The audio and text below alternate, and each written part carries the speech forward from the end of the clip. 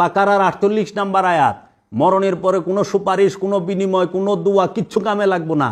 যাহা কামে লাগবো জীবিত থাকতে তুমি যা কামাই করছো সেইটাই লইয়া যাইবা। এর জন্য কর্ম সাবধান, জীবিত থাকতে কর্ম করেন। আর এরা ব্যবসা পাইতে লইছে, মরণের পরে সোয়াব পাঠায়, স্বর্গে পাঠায়। আমরা মুনাফেকের উপরে ঈমান আনি না, আমরা বাগীর উপর ঈমান আনি না যে রাষ্ট্রদ্রোহী, জালে রসুলের উপরে নিজেই আল্লাহ বলতেছে যে মুমিনকে হত্যা করে সে জাহান্নামী। আর যিনি আমিরুল মুমিনিন, মুমিনদের মুমিন, যিনি কি রসুলের মোহাম্মদ, তার কাছে থেকে শিখবা যে রসুলের কল্লা কাঠ বাড়াইছিল, আয়া ইমান আনছে কেরামত দেখে, তার কাছ থেকে শিখবা না যে যখন রসুল ডিক্লিয়ারই দেয় নাই যে আমি নবী, আমি রসুল, তখন সমস্ত সম্পদ যে দান করে দিছে মা খাদিজাতুল কুবরা, তার কাছ থেকে মহব্বত শিখবা। মহব্বত তুমি কার কাছ থেকে শিখবা? মহব্বত কি তুমি মাওলা আলীর কাছ থেকে শিখবা, না যারা নাকি মহানবীরে পাথর মাইরা এলাকার থেকে বিতাড়িত করছে তাও কাছ থেকে শিখবা? যে মাওলা আলী পেটে থাকতেই দাঁড়ায় যাইত, মা ফাতেমা বিনতে আসাদ যখন গর্ভবতী অবস্থায়, মাওলা আলী যখন পেটে, তখন মহানবী যদি হাইটা যাইত সাথে সাথে পেটের মধ্যে মুচার দেওয়া উঠতো, মা ফাতেমা বিনতে আসাদ দাঁড়ায় যেত।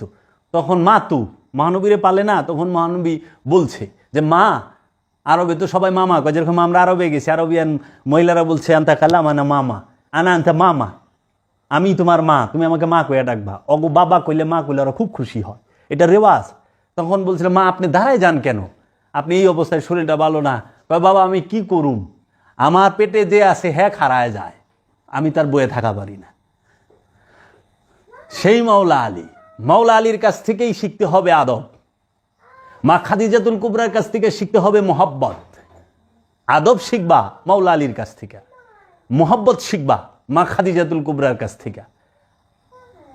আর যাকে সবচেয়ে বেশি ইজ্জত দিছে পৃথিবীতে মহানবী, সে হলো মা ফাতেমা। মহানবীকে দেখলে কুলকাইয়ে নাথ দাঁড়ায় যায় তাজিমে, আল্লাহ নিজে দাঁড়ায় যায়।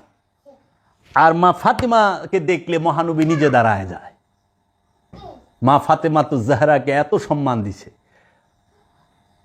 সবাই আল্লাহর হাবিবের জন্য অপেক্ষা করে, মহানবী মা ফাতেমার দরজায় যায় দাঁড়ায় থাকে, তার জন্য অপেক্ষা করে। এটা সুন্নত। মহানবী ইমাম হাসান হুসাইন আলাইহিস সালাম যখন দরবারে নববী, মসজিদে নববীতে প্রবেশ করছে, মহানবী মিম্বর থেকে নাইমা আসছে, আইসা কুলে লইছে, এটা সুন্নত তাজিম। মহানবী নিছে, তারা কত কিমতি। আরে তোরা মহানবীর লেগে জীবন দিবি, আর মহানবীর কাদের উপরে ইমাম হাসান হুসাইন আলাইহিস সালাম বইয়া থাকে, মহরে নবুয়তের মধ্যে পা লাগে। মহানবী তার দুই নাতিকে দুই কান্দে বসায়া বাজারে ঘুরছে। যখন আমাকে কয় না যে নবীর খুশিতে আপনারা রাস্তায় মিছিল করেন, আরে ঘরে ঘরে করবেন, আর এটা তো সুন্নতে রসুল, রসুলই তো তার নাতি গলে রাস্তায় রাস্তায় কান্দে করে ঘুরছে, বাইরে গেছে। তো রসুল যদি ঘরে ঘুরতো আমরাও ঘরে করতাম, রসুল তো বাইরে গেছে, তাহলে সেই তাজিম কই? মহানবীর কাঁধে কে উঠছে? মহানবীর কুলির পানি সাহাবাই কেরামরা দইরা বুখারীর শৈলে মাখছে, খায়া হালাইছে, কুলি করা পানি। মহানবীর নাকের হিঙ্গাইল, মুখের থুতু ফালাইলে সাহাবাই কেরামরা ডইলে বুকে মাখছে, কেউ সাইটা খায়া ফেলাইছে। আর সেই মহানবীর কাঁধে ইমাম হাসান ইমাম হুসাইন আলাইহিস সালাম বসছে। মহানবী যেই যে ইয়ের মতো হইয়া, ঘোড়ার মতো হইয়া পিঠে নিয়ে নাতিগো খেলছে, ঘুরাইছে। আর সেই নাতিগো একজনকে বিষ দিয়া মাওলা হাসানকে মারছে মবিয়া, আর মাওলা হুসাইনকে শাহাদাত করছে ইয়েজিদ, ইয়েজিদের বংশ। আর হেরা স্বর্গে যাইব গা, আশ্চর্যের বিষয়। আপনারা কি একটু চিন্তা করেন না? আপনারা চায় দেখেন কোনো জায়গায় সমস্যা নাই, উসমান ডে করেন সমস্যা নাই, মবিয়া ডে করেন সমস্যা নাই, উমর ডে আবু ডে সমস্যা নাই, এগো ফজিলত বর্ণনা করেন কোনো সমস্যা নাই। যখনই আপনি মাওলা আলীর ফজিলত কইবেন, মা ফাতেমার ফজিলত কইবেন, হাসান হুসাইন আলাইহিস সালামের ফজিলত কইবেন, তখনই আপনাকে তকমা লাগাইব শিয়া। ছি ছি ছি ছি ছি। আপনারা দেখেন অগো সমস্যা কোথায়? ঈদে মিলাদুন্নবী নিয়া রসুলের আগমন অগো সহ্য হয় নাই। আচ্ছা, অগো সমস্যা কোথায়? মাওলায়াত নিয়া, মাওলা আলীর মাওলায়াত প্রাপ্ত অগো সহ্য হয় না। কয়টা কোন হানে নাই, হাদিসে নাই, কোরআনে নাই, দলিল দেন, মানি না, কই পাইলেন? বিদাত শিরেক। ঈদে মিলাদুন্নবীও মানে না, মাওলা আয়াত দিবস মাওলার অভিষেকও মানে না, 10ই মুহররম কারবালাও মানে না, মা ফাতেমা শাহাদাত করছে, এই শাহাদাতের কথা কইলে সেইটাও মানতে চায় না। মাওলা হাসানকে শাহাদাত করছে সেটাও মানতে চায় না। আবার কতটি মোল্লায় আইছে ওখানে নতুন ফতোয়া দিছে যে মহানবী যেদিন ইন্তেকাল করছেন, মহানবী যেদিন আগমন করছেন ওই দিন ইন্তেকালও করছেন, আপনি কোনটা করবেন? আরে গণ্ড মূর্খ, মহানবী বিদায় হজের 81 দিন পরে ইন্তেকাল করছে। বিদায় হজ হয় হইল জিলহজ মাসের 10 তারিখ। আরবি মাসগুলা হয় 29, 30, 30 মাস 29 মাস তাদের। বিদায় হজের 10 তারিখ, বিদায় হজ হইল জিলহজ মাসের 10 তারিখ। তো জিলহজ মাসে থাকে 20 দিন। জিলহজের পরে বছরের প্রথম মাস মহরম, কারণ আরবিতে জিলহজ মাস হলো শেষ মাস, মহরম মাস হলো শুরুর মাস। তো মহরম যদি হয় 30 তাইলে হইল 50, মহরমের পরে হয় সফর, সফর যদি হয় 29 তাইলে হয় 79, আর রবিউল আউয়ালের 1 তারিখ হইলে হয় 80, আর যদি 2 তারিখ হয় তাহলে হয় 81। মহানবী বিদায় হজের পরে 81তম দিনে ইন্তেকাল করছে। তার মানে মহানবীর ইন্তেকালের দিন হইল কি রবিউল আউয়ালের মাসের 1/2। ঐতিহাসিকগণ লিখছে, কারণ তখন তো এই যে ফোনের যুগ না, টেলিফোনের যুগ না, ইমেলের যুগ না, এই ফেসবুকের যুগ না, আধুনিক যুগ না। তখন মানুষ একখান থেকে আরেকখানে খবর যাইতে গেলে দিন লেগে যাইছে। তো মক্কা থেকে মদিনা হলো 500 মাইল দূর। তো মদিনা থেকে মক্কায় আইতে এই 500 মাইল ঘোরাই চড়াই তো প্রায় 2 দিনের উপরে লাগে, 3 দিনের উপরে লাগে। তো ওই সময় মক্কা মদিনায় খবরটা পৌঁছতে একদিন মিনিমাম সময় লেগে গেছে। তো একদিন যদি লাগে তাহলে ওই রবিউল আউয়াল মাসের 1 তারিখ/2, অহনো অবলিকটা উঠাই দাও, 12 হয়ে গেছে, মাঝখান থেকে অবলিক উঠায় দাও। দেখেন ঐতিহাসিকগণ লিখতে যায়া যদি এই যে 1/2 লিখছে, যেরকম 1/2, এই অবলিকটা মাঝখান থেকে সরাই দেন, দাগটাতে তো 12 হয়ে যায়। 12 বানায় দিছে। উমাইয়া আব্বাসিয়ার আলা খুশি করবা না কানবা? আলা কান্দবো না, খুশি করুম না, বইয়ে থাক, কই দিছি এটা যায় না, এটা বিজাতীয় এটা কইরো না, কেক কাইটো না, এটা অমুক জায়গারই। তো মাইক লাগান কোন জায়গার সংস্কৃতি রে? টাইলস লাগানো বিজাতীয় সংস্কৃতি না? মসজিদে ঈদে মিলাদুন্নবী করবা গেলে খালি বিজাতীয় সংস্কৃতি। ওই যে জাকির নালায়েক মুর্দা কমিটির সভাপতি, সে কইছে এটা বেদাত, এটা ঠিক না, এটা বিজাতীয় সংস্কৃতি। ও যে কুটটাই পিন্দে, এটা কোন জাতের সংস্কৃতি? ও যে টিভি চ্যানেল খুলছে, এটাও তো বিজাতীয়। মসজিদে টাইলস লাগাইছস বিজাতীয় সংস্কৃতি, মাইক লাগাইছস বিজাতীয় সংস্কৃতি, গড়ি ব্যবহার করস বিজাতীয় সংস্কৃতি। এটি কি মুসলমানে বানাইছে রে? মিলাদুন্নবীর বেলার মহরমের বেলায় আইলেই তোমাকে ফতুয়া ছুটা যায়। এর জন্য জিলহজ মাস মহানবী বিদায় হজের পরে 81তম দিনে, 80 থেকে 81তম দিনে ইন্তেকাল করেন, পর্দা করেন। আখেরি চাহার সম্বা যাহাকে বলা হয়, সেটা হলো সফর মাসের 25 তারিখ। সফর মাসের 25 তারিখ, সেদিন ছিল বুধবার। তারপরে ফিরা বুধবারে মহানবী আর যান নাই, সোমবারে ইন্তেকাল করছে। সফর মাসের 25 তারিখ যদি হয় তাহলে ওইখানে সফরের আর 4 দিন, বুধ বৃহস্পত শুক্র শনি রবি, সফর মাস শেষ। 1 তারিখ সোম, রবিউল আউয়াল মাসের 1 অথবা 2 তারিখে মহানবী পর্দা গ্রহণ করে। অনেক কোনো সাহাবা ঈদে মিলাদুন্নবী করছে, দলিল দেওয়া পারবেন? আরে মহানবীর যখন মিলাদ হইছে, মানে আগমন করছে, তখন সাহাবিয়া ছিল রে। মহানবী যখন 570 অথবা 71-এ যা আসলো, 570 সালে, তখন কোনো সাহাবি ছিল? সাহাবির জন্ম তো মহানবীর বয়সের 40 বছরে। মহানবীর জাহিরি বয়স যখন 40 বছর, তখন হলো সাহাবির জন্ম। তাহলে সাহাবি কই থেকে মহানবীর মিলাদুন্নবী করব? ওই সময় তো আলে রসুল, আলে বায়েতেরই জন্ম হয় নাই। আলে বায়েতের জন্ম মহানবীর আগমনের 25 বছর পরে। কারণ মহানবী যখন 25 বছরে বিবাহ করেন মা খাদিজাতুল কুবরাকে, তিনি হচ্ছেন আলে রসুলের অন্যতম একজন সদস্য। তারপরে সেন মা ফাতেমা, এই ইমামগণ আসছে। তাই ওই সময় তো আলে রসুলও ছিল না। মহানবীর সাহাবায়ে কেরামদের ভিতরে সাহাবারা মহানবীর আগমনের খবরও কিছু, আগমনের সময় কেউ ছিল না, মহানবীর পর্দার সময় কেউ ছিল না। কারণ মহানবীকে যখন রাখা হয়, দাফন করা হয়, রওজায় রাখা হয়, তখন তো সাহাবায়ে কেরামরা ছিল না, সবাই মক্কা চলে গেছে। মাত্র 22 জন ছিল, সর্বোচ্চ পাওয়া যায় মাত্র 22 জন। তাহলে 1,29,000 সাহাবি গেল কই? 1.25 লাখ সাহাবি গেল কই তারা? মহানবীর রওজায় রাখার সময় মাত্র 22 জন, কেউ কয় 12 জন, কেউ কয় 13 জন, 22 জন সর্বোচ্চ। কো মোল্লারা তো ওয়াজ গিনা করে না, আবার কয় সাহাবারে, তো সাহাবাই কেরাম যা না করছে তুমি তাই করবা না? এগুলা হইল খোরা যুক্তি। যার আগমনে কুল কাইয়েনাত রহমত প্রাপ্ত হয়েছে তার আগমন অবশ্যই আমরা ঈদ বানাবো। মহানবী যেই দিন আগমন করছে সেই দিন মহানবী উফাত লাভ করেন নাই, এটা অপপ্রচার উমাইয়া বাসিয়ার। এখান থেকে বের করতে হবে। আমি আপনাদেরকে সোজা হিসাব দিয়ে দিছি।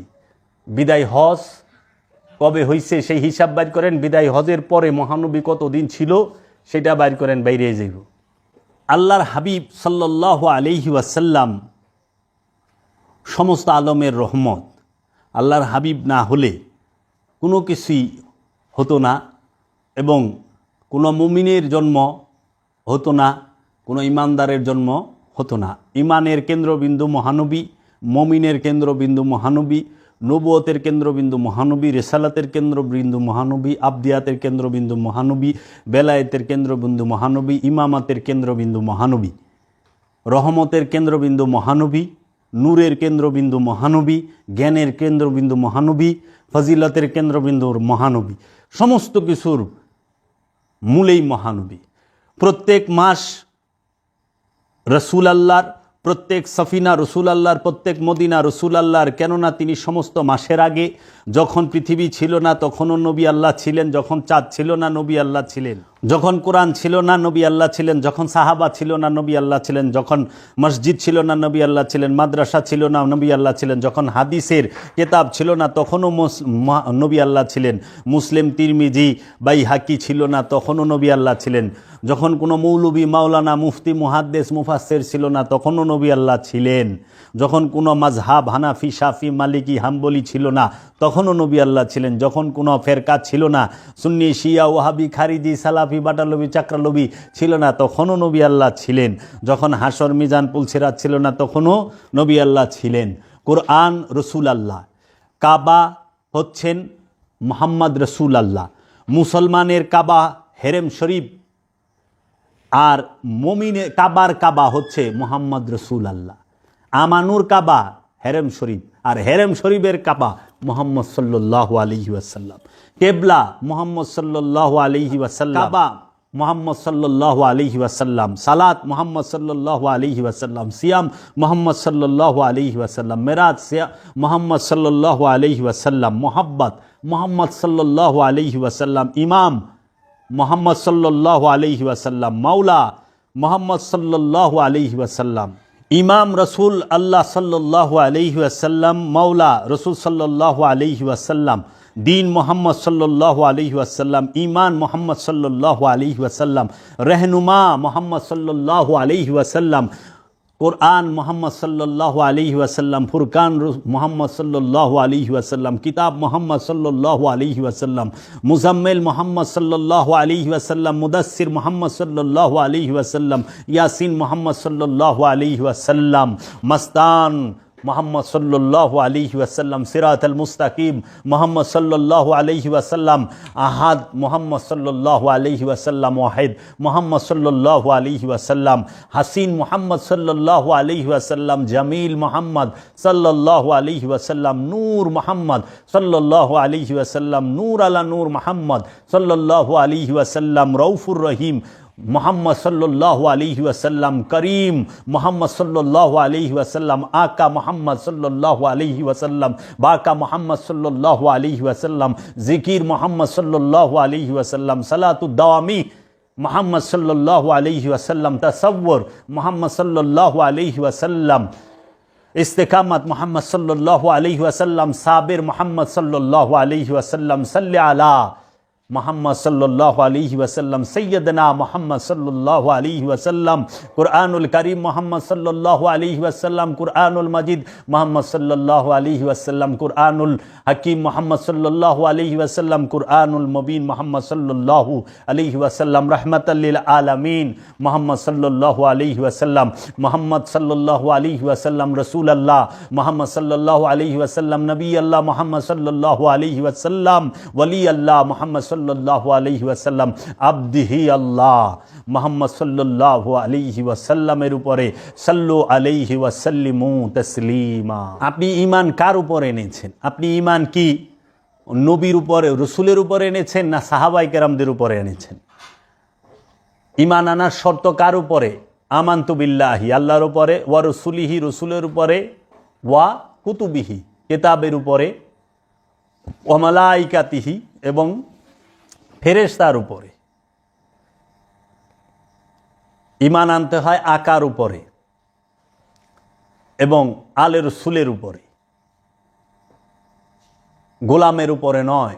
সমস্ত সাহাবায়ে কেরাম তারা তাজিম, তাদেরকে ইজ্জত করতে হবে, সম্মান করতে হবে, যারা সাহাবায়ে কেরাম, যারা মহানবীর সাহাবা, মহানবীর প্রেমিক, তাদেরকে। কিন্তু যারা মুনাফিক, তাদেরকে কখনোই তাজিম নয়, ইজ্জত নয়। কারণ মুনাফিকের বংশধরেরাই জান্নাতুল বাকিতে ৭,৫০০ সাহাবায়ে কেরামের রওজা মোবারক বুলডোজার দিয়া ভাঙছে ১৯৩২ সালে ২৫শে এপ্রিল। খোঁজ নিয়ে দেখেন এই সৌদি আরবের ওহাবিরা। আগে সমস্ত মাজার ছিল, রওজা ছিল সাহাবায়ে কেরামদের এবং আলে রসুল এবং আলে বায়েতের।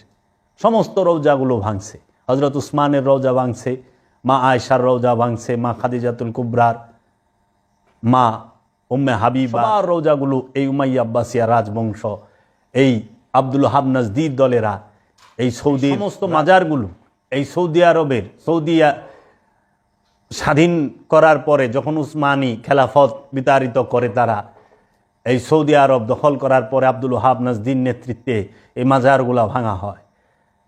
মবিয়ার মাজার অহনো আছে, মবিয়ার কবর অহনো আছে সিরিয়া। যারা আলে রসুল প্রেমিক তারা এখনও যায় ওখানে অনেক রকম তাজিম করে। একটু গুগলে সার্চ দিয়ে দেখবেন ওনার মাজারটা ভাঙা হয় নাই, কারণ রাইখা দিছে। তো কাজেই এগো আলে রসুলের লেগা দুঃখ নাই, কষ্ট নাই, মা বিয়ার লেগা বড় দুঃখ। তো যাই হোক, ঈমান কার উপরে এনেছ? রসুলের উপরে নাকি মুনাফিকের উপরে? মহানবীর শানে আল্লাহ রাব্বুল আলামিন যে মর্যাদা দিয়েছেন, আমার দয়াল বাবা জাহাঙ্গীর বলতেছেন, মুদাসসির মুহাম্মদ, মুজাম্মিল মুহাম্মদ, মুদাসসির মুহাম্মদ, মুজাম্মিল মুহাম্মদ, ইয়াসিন মুহাম্মদ, রহমাতাল লিল আলামিন মুহাম্মদ, ইয়াসিন মুহাম্মদ, রহমাতাল লিল আলামিন মুহাম্মদ, ইন্না আতাইনাকাল কাউসার মুহাম্মদ, আলিফ লাম মিম মুহাম্মদ, জালিকাল কিতাব মুহাম্মদ, আউয়ালুনা মুহাম্মদ, আওসাতুনা মুহাম্মদ, আখিরুনা মুহাম্মদ, কুল্লানা মুহাম্মদ, ইয়া নূরালা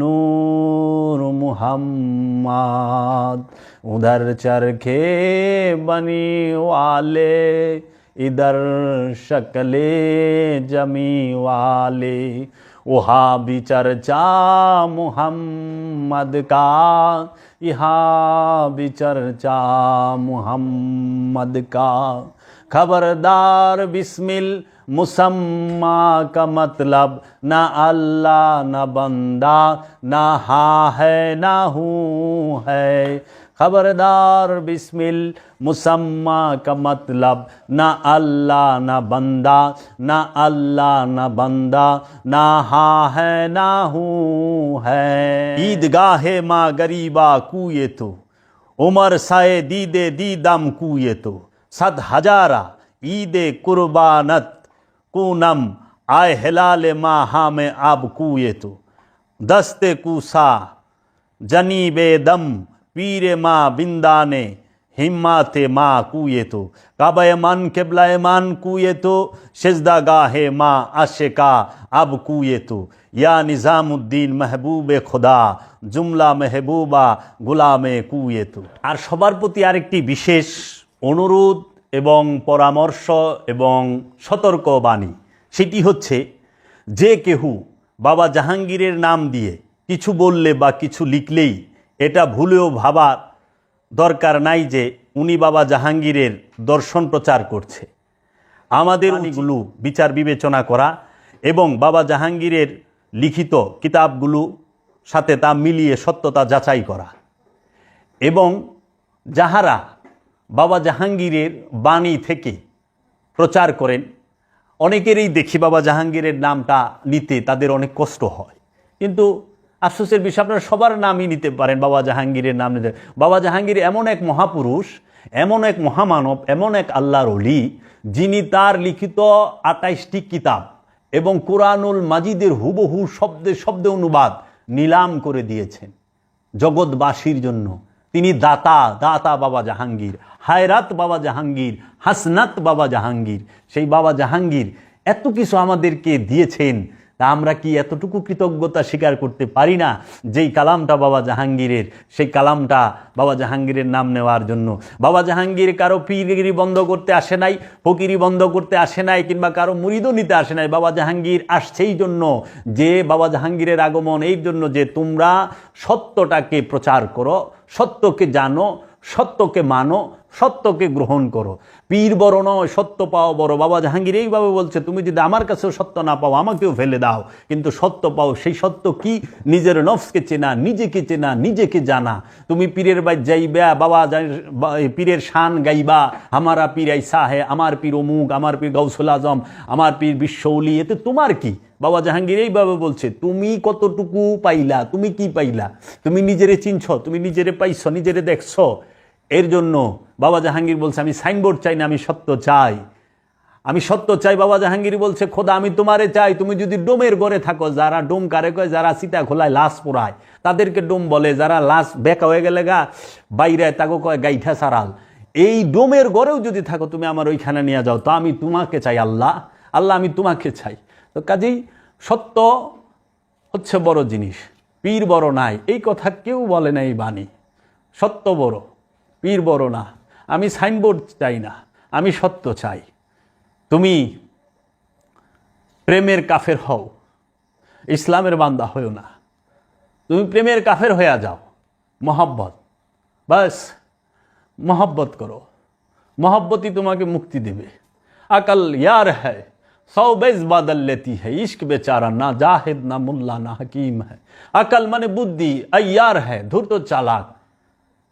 इश्क बेचारा, সে জাহেদও না, সে মুল্লাও না, সে হাকিমও না। সরল প্রেমিক, সে বক্তাও না, সে বিচারকও না, সে মুল্লাও না, সে সরল প্রেমিক। খাজা গরিবে নেওয়াজের কালাম বাবা জাহাঙ্গীর থেকে শুনেছি। বদনামি ইश्क में इज्जत है, रुसवाए निशाने सियादत है। बदनामी इश्क में इज्जत है, রসুয়ায়ে নিশানে সিয়াদাত হে। প্রেমের কলঙ্কেও ইজ্জত আছে, কিন্তু অহংকারীর পতাকা তলে ধ্বংস লুকায়া থাকে। আল্লামা জামি বলেছেন, বাবা জাহাঙ্গীরের কিতাবে লেখা আছে, বাবা জাহাঙ্গীরের মারেফতের বাণী কিতাব, সুফিবাদ আত্মপরিচয়ের একমাত্র পথ, নিম্ন বিচিত্র দাহম, ইতিহাস নয়, সুফিবাদের রহস্য, ফকিরির গোপনেরও গোপন কথা, ফকিরির আসল কথা, মেজাজি শয়তান, হাকিকি শয়তান, মেজাজি সেজদা, শরীয়তি সেজদা, মারেফতি সেজদা, শরীয়তি শয়তান, মারেফতি শয়তান, এই নামে অনেকগুলো কিতাব আছে। বাবা জাহাঙ্গীরের কিতাবে লেখছে আল্লামা জামির কালাম, বদরগাঁও হে দো মুস্তাগির আমুদে ও জঞ্জির হেরমায় আসির আমুদে, শাহ আজ করম সুয়মা এক নজর, মিসকিনো গরিবো ফকিরো আমুদে। বদরগাঁও হে দো মুস্তাগির আমুদে, আমি অনেক রঙে রাঙানো হতবিহবল এক প্রাণী। ওয়াজনজির হেরমা সিরামুদে, আমি শিকল পরিহিত এক বন্দী, কামনার শিকল বাসনার শিকল দিয়ে আমি বন্দী, চাওয়া পাওয়া আশা আকাঙ্ক্ষার শিকলে আমি বন্দী। শাহ আজকারম, হে মহারাজা ধীরাজ বাবা জাহাঙ্গীর, হে মহারাজা ধীরাজ ইয়া রসুল্লাহ মোহাম্মদ সাল্লাল্লাহু আলাইহি ওয়াসাল্লাম, সুয়ে মা এক নজর, তুমি একটা বার আমার এই দিকে তাকাও, আমি অদমের দিকে তাকাও, একটা বার, সুয়ে মা এক নজর, একটা বার তাকাও। মিসকিনো গরিবো ফকিরো আদু আমুদে, আমি এই মিসকিন, এই নিঃস্ব, গরিব, সর্বহারা, ফকির, যার কিছুই নাই, আমুদে, আমি ধন্য হই, তুমি একটা নজর আমার দিকে তাকাও বাবা, এ আল্লাহর হাবিব, তুমি আমার দিকে একটা নজর তাকাও। বাবা জাহাঙ্গীর বলছে প্রেম করা যায় না, প্রেম হয়ে যায়। বাবা জাহাঙ্গীর বলছে প্রেম করা যায় না, প্রেম হয়ে যায়। বাবা জাহাঙ্গীরের বাণী, বাবা জাহাঙ্গীর বলছে উলঙ্গ শরীর কাপড় দিয়ে ঢাকা যায়, কিন্তু অভাব আর লোভের শরীর কখনো কাপড় দিয়ে ঢাকা যায় না। উলঙ্গ শরীর কাপড় দিয়ে ঢাকা যায়, অভাব আর লোভের শরীর ঢাকা যায় না। আমরা যেন এই বাবা জাহাঙ্গীরের এই দেখানো পথে চলতে পারি। পরিশেষে আমি বাবা জাহাঙ্গীরের একটি সুন্দর বাণী দিয়ে শেষ করতে চাই। পাশবিক শক্তি মানুষের শ্রেষ্ঠতম শক্তি নয়, শ্রেষ্ঠতম শক্তি মানুষের আত্মিক শক্তি। সেই শক্তিকে উদ্বুদ্ধ করো, দাঁড়াও আপন পায়ে ভর দিয়ে, ত্যাগ করো সেই লোভের পণ্য মাদক দ্রব্য, সর্বজনিত বিষয়ে সত্যশ্রয়ী হও, নির্ভীক হও, মৃত্যুঞ্জয়ী হও, দেখবে মুক্তি পরপারে রত, দেখবে মুক্তি পরপারে রত। এত সুন্দর বাণী বাবা জাহাঙ্গীর বলেছে। তোমরা নিজেকে চিনো, নিজেকে জানো, তোমরা ধ্যান সাধনা করো, মুরাকাবা মুশাহিদা করো।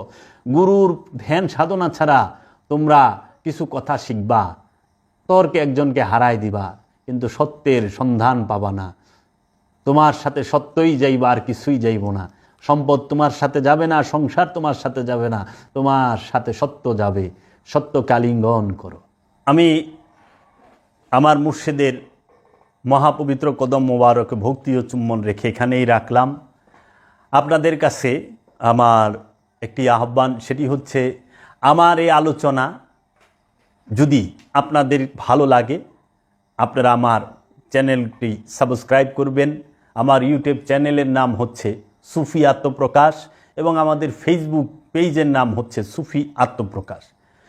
আমি বাবা জাহাঙ্গীরের লিখিত কোরআনুল মাজিদ হুবহু অনুবাদ থেকে এবং বাবা জাহাঙ্গীরের লিখিত 28টি কিতাব থেকে সুফি দর্শন ভিত্তিক এবং কোরআন ও হাদিস দর্শন ভিত্তিক বিষয়ভিত্তিক আলোচনা রাখার চেষ্টা করি এবং বিভিন্ন সুফিবাদের কিতাব এবং অনেক বড় বড় আলেম উলামা যারা আছেন তাদের কিতাব থেকেও আলোচনা রাখার চেষ্টা করি এবং সুফি দর্শন থেকে বাবা জাহাঙ্গীরের কিতাবগুলো আপনাদের পড়ার আহ্বান রইল। আপনারা বাবা জাহাঙ্গীরের কিতাবগুলো পড়ে দেখবেন এবং আপনারা বাবা জাহাঙ্গীরের ফকরিনী দরবার শরীফে এসে বাবা জাহাঙ্গীরের নূরের আওলাদ বাবা বেদম ওয়ারসিয়াল জাহাঙ্গীরের কাছ থেকে শিক্ষা গ্রহণ করে একটি ধ্যান সাধনা করে দেখুন আপনি সত্য পান কিনা, এর ভেতরে সত্য আছে কিনা আপনারা একটু দেখার চেষ্টা করুন। শুধু 4টা মাস, 120টা কোরআনে কোথাও রাসূল সাল্লাল্লাহু আলাইহি ওয়াসাল্লামকে মাটি অথবা মাটি থেকে তৈরি সৃষ্টি বলা হয় নাই, কিন্তু কোরআনুল মাজিদে 70 স্থানে বলা হয়েছে আল্লাহর হাবিব নূর। সেটার দলিল আমি দিব কোরআন থেকে 70 স্থানে।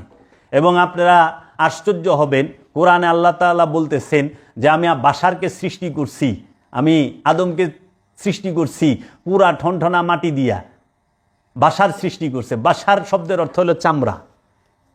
চামড়া নবী কোরআনের মাজিদে বলছে কুল ইন্না মা আনা বাশারুম মিসলুকুম, কুল বলে দিন ইন্না নিশ্চয় আমি, মা কি, বাশারুম মিসলুকুম তোমাদের মতো চামড়াধারী।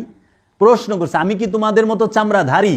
ওখানে আমি কি, এই মা শব্দটা কাইটা দেয় ওয়াহাবিরা, বলছে যেরকম মা শব্দ কি কাইটা দিলে যা আমি তোমাদের মতো চামড়াধারী বাশার মানুষ, এইটা লইয়া, কিন্তু ওই যে 70 জায়গায় যে কইতেছে আল্লাহর হাবিব নূর, এইটা চোখে দেখে না মৌলবীরা। চক্রান্ত দেখেন আল্লাহর হাবিবকে নিয়ে। সেই চক্রান্তটা কি? সেই চক্রান্তটা হইল এইরকম যে কোরআন হচ্ছে উম্মুল কিতাব, কোরআনের মতো সর্বশ্রেষ্ঠ কিতাব আর নাই। সমস্ত কিতাবের সর্বশ্রেষ্ঠ কিতাব হইল কোরআন। আচ্ছা, কোরআন যে লই আইছে রুহুল আমিন, সে হচ্ছে সর্বশ্রেষ্ঠ মর্যাদার অধিকারী। মৌলবীরা কয় জিব্রাইল ফেরেশতা লই আইছে, তো ফেরেশতাদের সৈয়দ হইল জিব্রাইল। যদিও আমি এটা স্বীকার করি না জিব্রাইল কোরআন আনছে, কারণ কোরআন বলতেছে রুহুল আমিন এসেছে। মোল্লাদের কথা দিয়েই ধরি, জিব্রাইল সে যে কোরআন নিয়ে আসলো সে সৈয়দাতুল মালাইক হইল, সর্দার হয়ে গেল, ফেরেশতাদের ইমাম। যে কোরআন নিয়ে আসলো, কোরআন উম্মুল কিতাব হইল। যেই পাহাড়ে কোরআন নাজিল হইল হেরা পর্বত, সেটাকে বলা হয় সৈয়দাতুল জাবাল। তাইলে যেই রাতে যেই মাসে কোরআন নাজিল হইল সেই মাসকে বলা হয় সৈয়দাতুল শাহর, মানে 12 মাসের মধ্যে সবচেয়ে সর্বশ্রেষ্ঠ মাস হলো রমজান মাস। যেই রাতে নাজিল হইল সেই রাতকে বলা হয় সৈয়দাতুল লাইল, মানে সর্বশ্রেষ্ঠ রাত্রি। তাইলে যে পাহাড়ে নাজিল হইল সেই পাহাড় হইল সর্বশ্রেষ্ঠ পাহাড়। যেই মাসে নাজিল হইল কোরআন সেই মাস হইল সর্বশ্রেষ্ঠ মাস। যেই কোরআন নিয়ে আসলো সে হইল সর্বশ্রেষ্ঠ ফেরেশতা।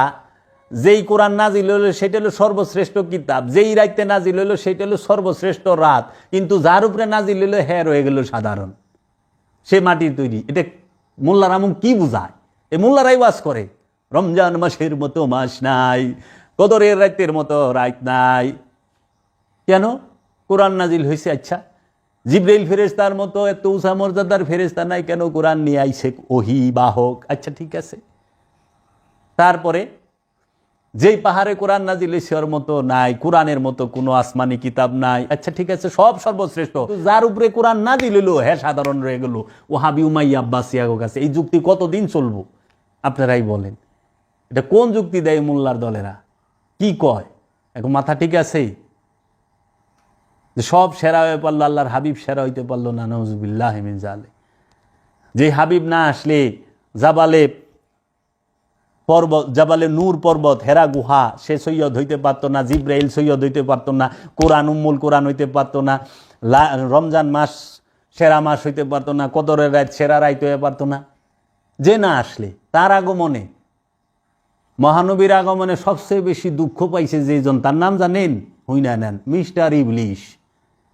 অহনো যারা খুব দুঃখ পায় ঈদে মিলাদুন্নবী করলে, তারা বুঝবেন মিস্টার ইবলিশের আওলাদ এবং বংশধর। জি কইব ঈদে মিলাদুন্নবী শিরিক বিদআত বুঝা যাইবেন, তার লগে ঝগড়া করবার যাবেন না যে মিস্টার ইবলিশের আওলাদ এইটা। আবার এরাই ওয়াজ করে মহানবী যেদিন আগমন করেছে কাবা ঘরের মূর্তি ভাঙ্গা পড়ছে। মানে ওরা যখন দরকার তখন ফাজাইল বর্ণনা করে। এই রকম সুবিধাবাদী জাতীয় সরকারি দলের লোক এগিনা, যেই সরকার আহে ওরা ওই সরকারের লোক, ওরা কোনো সময় কেউ বিরোধী দল থাকে না, এই মুনাফেকের দল। আচ্ছা আহেন, কোরআন নূর, হা মাইনা নেয়, কারণ আল্লাহ নিজে কোরআনের মধ্যে কইছে কোরআন হইল নূর। আল্লাহ নূর, কোরআন নূর, জিব্রাইল ফেরেশতা হেও নূর। আচ্ছা, কেতাব হেইটাও নূর, আল্লাহ কই দিতেছে। তো ঠিক আছে, তাহলে কোরআন, আল্লাহ নূর, কোরআন নূর, ফেরেশতা নূর, কিতাব নূর, আর নফস নূর। নবী রাসূল মাটি হইল কেমনে? আল্লাহ নূর মানলেন, কোরআন নূর মানলেন, ফেরেশতারা নূর মানলেন, ঈমান নূর মানেন। আল ঈমানু নূরুন ওয়াল কুফরে জুলমাত। ঈমান হইল নূর, ঈমান নূর মানেন। যার উপরে ঈমান আনলে ঈমান হয়, হ্যাঁ মাটি হয় কেমনে? ওই মৌলবী, ওই তোর ওহাবির বাচ্চা, তোর ওহাবি আর এই গোলাপি ওহাবি পিশেষ।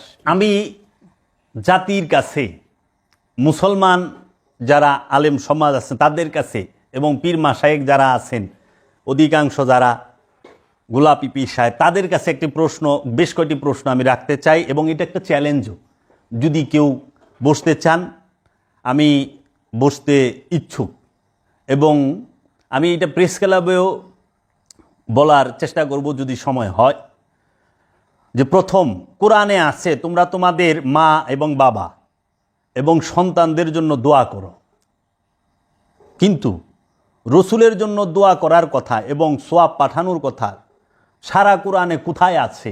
এমন কি কোনো আলেম আছেন, এমন কি কোনো পীর সাহেব আছেন যে দেখাইতে পারবেন সারা কোরআন মাজিদ থেকে যে আল্লাহ বলছে রসুলের জন্য একটু দোয়া করতে, রসুলের জন্য সোয়াব পাঠাইতে? এইটা কুফুরি আকিদা, এটা সম্পূর্ণ কুফুরি আকিদা, বেয়াদবি। এইখান থেকে আপনারা সরে দাঁড়ান। 2 নাম্বার, যারা রুহের জন্য মাগফিরাত কামনা করেন অথবা রুহের জন্য সোয়াব পাঠান এবং রুহের 5 ভাগ করেন, তারা নিজেদেরকে আলেম এবং পীরে কামেল বলে দাবি করেন। আমি বলতে চাই তারা আলেম নামের জাহেল এবং তারা কামেল হইতেই পারে না, পীর নামের পিশাচ, এবং এর যোগ্যতাও রাখে না। যেই সমস্ত আলেম, যেই সমস্ত বাউল শিল্পী এবং যেই সমস্ত পীর মাশায়েখগণরা রুহের 5 ভাগ করেন এবং রুহুর জন্য দোয়া করেন, রুহের সওয়াব পাঠান, রুহের মাগফিরাত কামনা করেন, এদেরকে আমি চ্যালেঞ্জ করলাম, যদি জগতে এইরকম কেউ থাকেন প্রেস ক্লাবে আসবেন, বসবো। আমি সবসময় রাজি আছি ফকুরনির দরবার শরীফে, কিংবা আমার সাথে ব্যক্তিগতভাবেও যদি বলেন, আমি কোরআন থেকে দলিল নিয়ে বসবো। সারা কোরআনে রূহ সম্পর্কে 21টি আয়াত আছে, আমি সেই আয়াত নিয়ে বসবো। এক জায়গায় রূহ মৃত্যুবর স্বাদ গ্রহণ করব, অথবা রুহের কোনো ভাগ আছে কেউ দেখাইতে পারবেন? যারা বলেন রুহে হাইওয়ানি, রুহে নাবাতি, রুহে জামাতি, রুহে ইনসানি, এই যে বিপর্যয়, এই যে অজ্ঞতা, এর থেকে বের হবেন কবে আপনারা? রূহ স্বয়ং কুলুর রুহি মিন আমরি রব্বি, রূহ হচ্ছে রবের আদেশ, রবের আদেশ রব থেকে আলাদা না। আবার আল্লাহ বলতেছে ইউতি মাইয়াশাউ, আমি যাকে খুশি তাকে দেই, উলকির রুহা, আমরা রু নিক্ষেপ করি। ইউতি মাইয়াশাউ, যাকে খুশি তাকে রু নিক্ষেপ করা হয়, যে আর খুশি তার উপরে আল্লাহ রু নিক্ষেপ করে। রু নাজেল হয়, রু তো মিয়া সৃষ্টিই না। তানাজ্জালুল মালাইকাতি ওয়ার রূহ, সূরা কদর। রু নাজেল হয়, তাহলে আপনারা রুকে সৃষ্টি কিভাবে বলেন? যে সৃষ্টি না তার জন্য কিসের দোয়া? দোয়া তো সব সৃষ্টির লেগেও না, দোয়া তার জন্য যার জন্য মাগফিরাত, তার জন্য যার নফসের সাথে কামনা বাসনা তথা খান্নাস রূপী শয়তান মিশে আছে। শয়তান থাকলে তার জন্য দোয়া, পবিত্রের জন্য তো দোয়া নাই। আর রু তো স্বয়ং আল্লাহ নিজে। এই রু যখন প্রকাশিত এবং বিকশিত হয়, তখন সে যে রূপ ধারণ করে সেটাকে বলা হয় রব, যিনি বিশ্বজাহানের রব।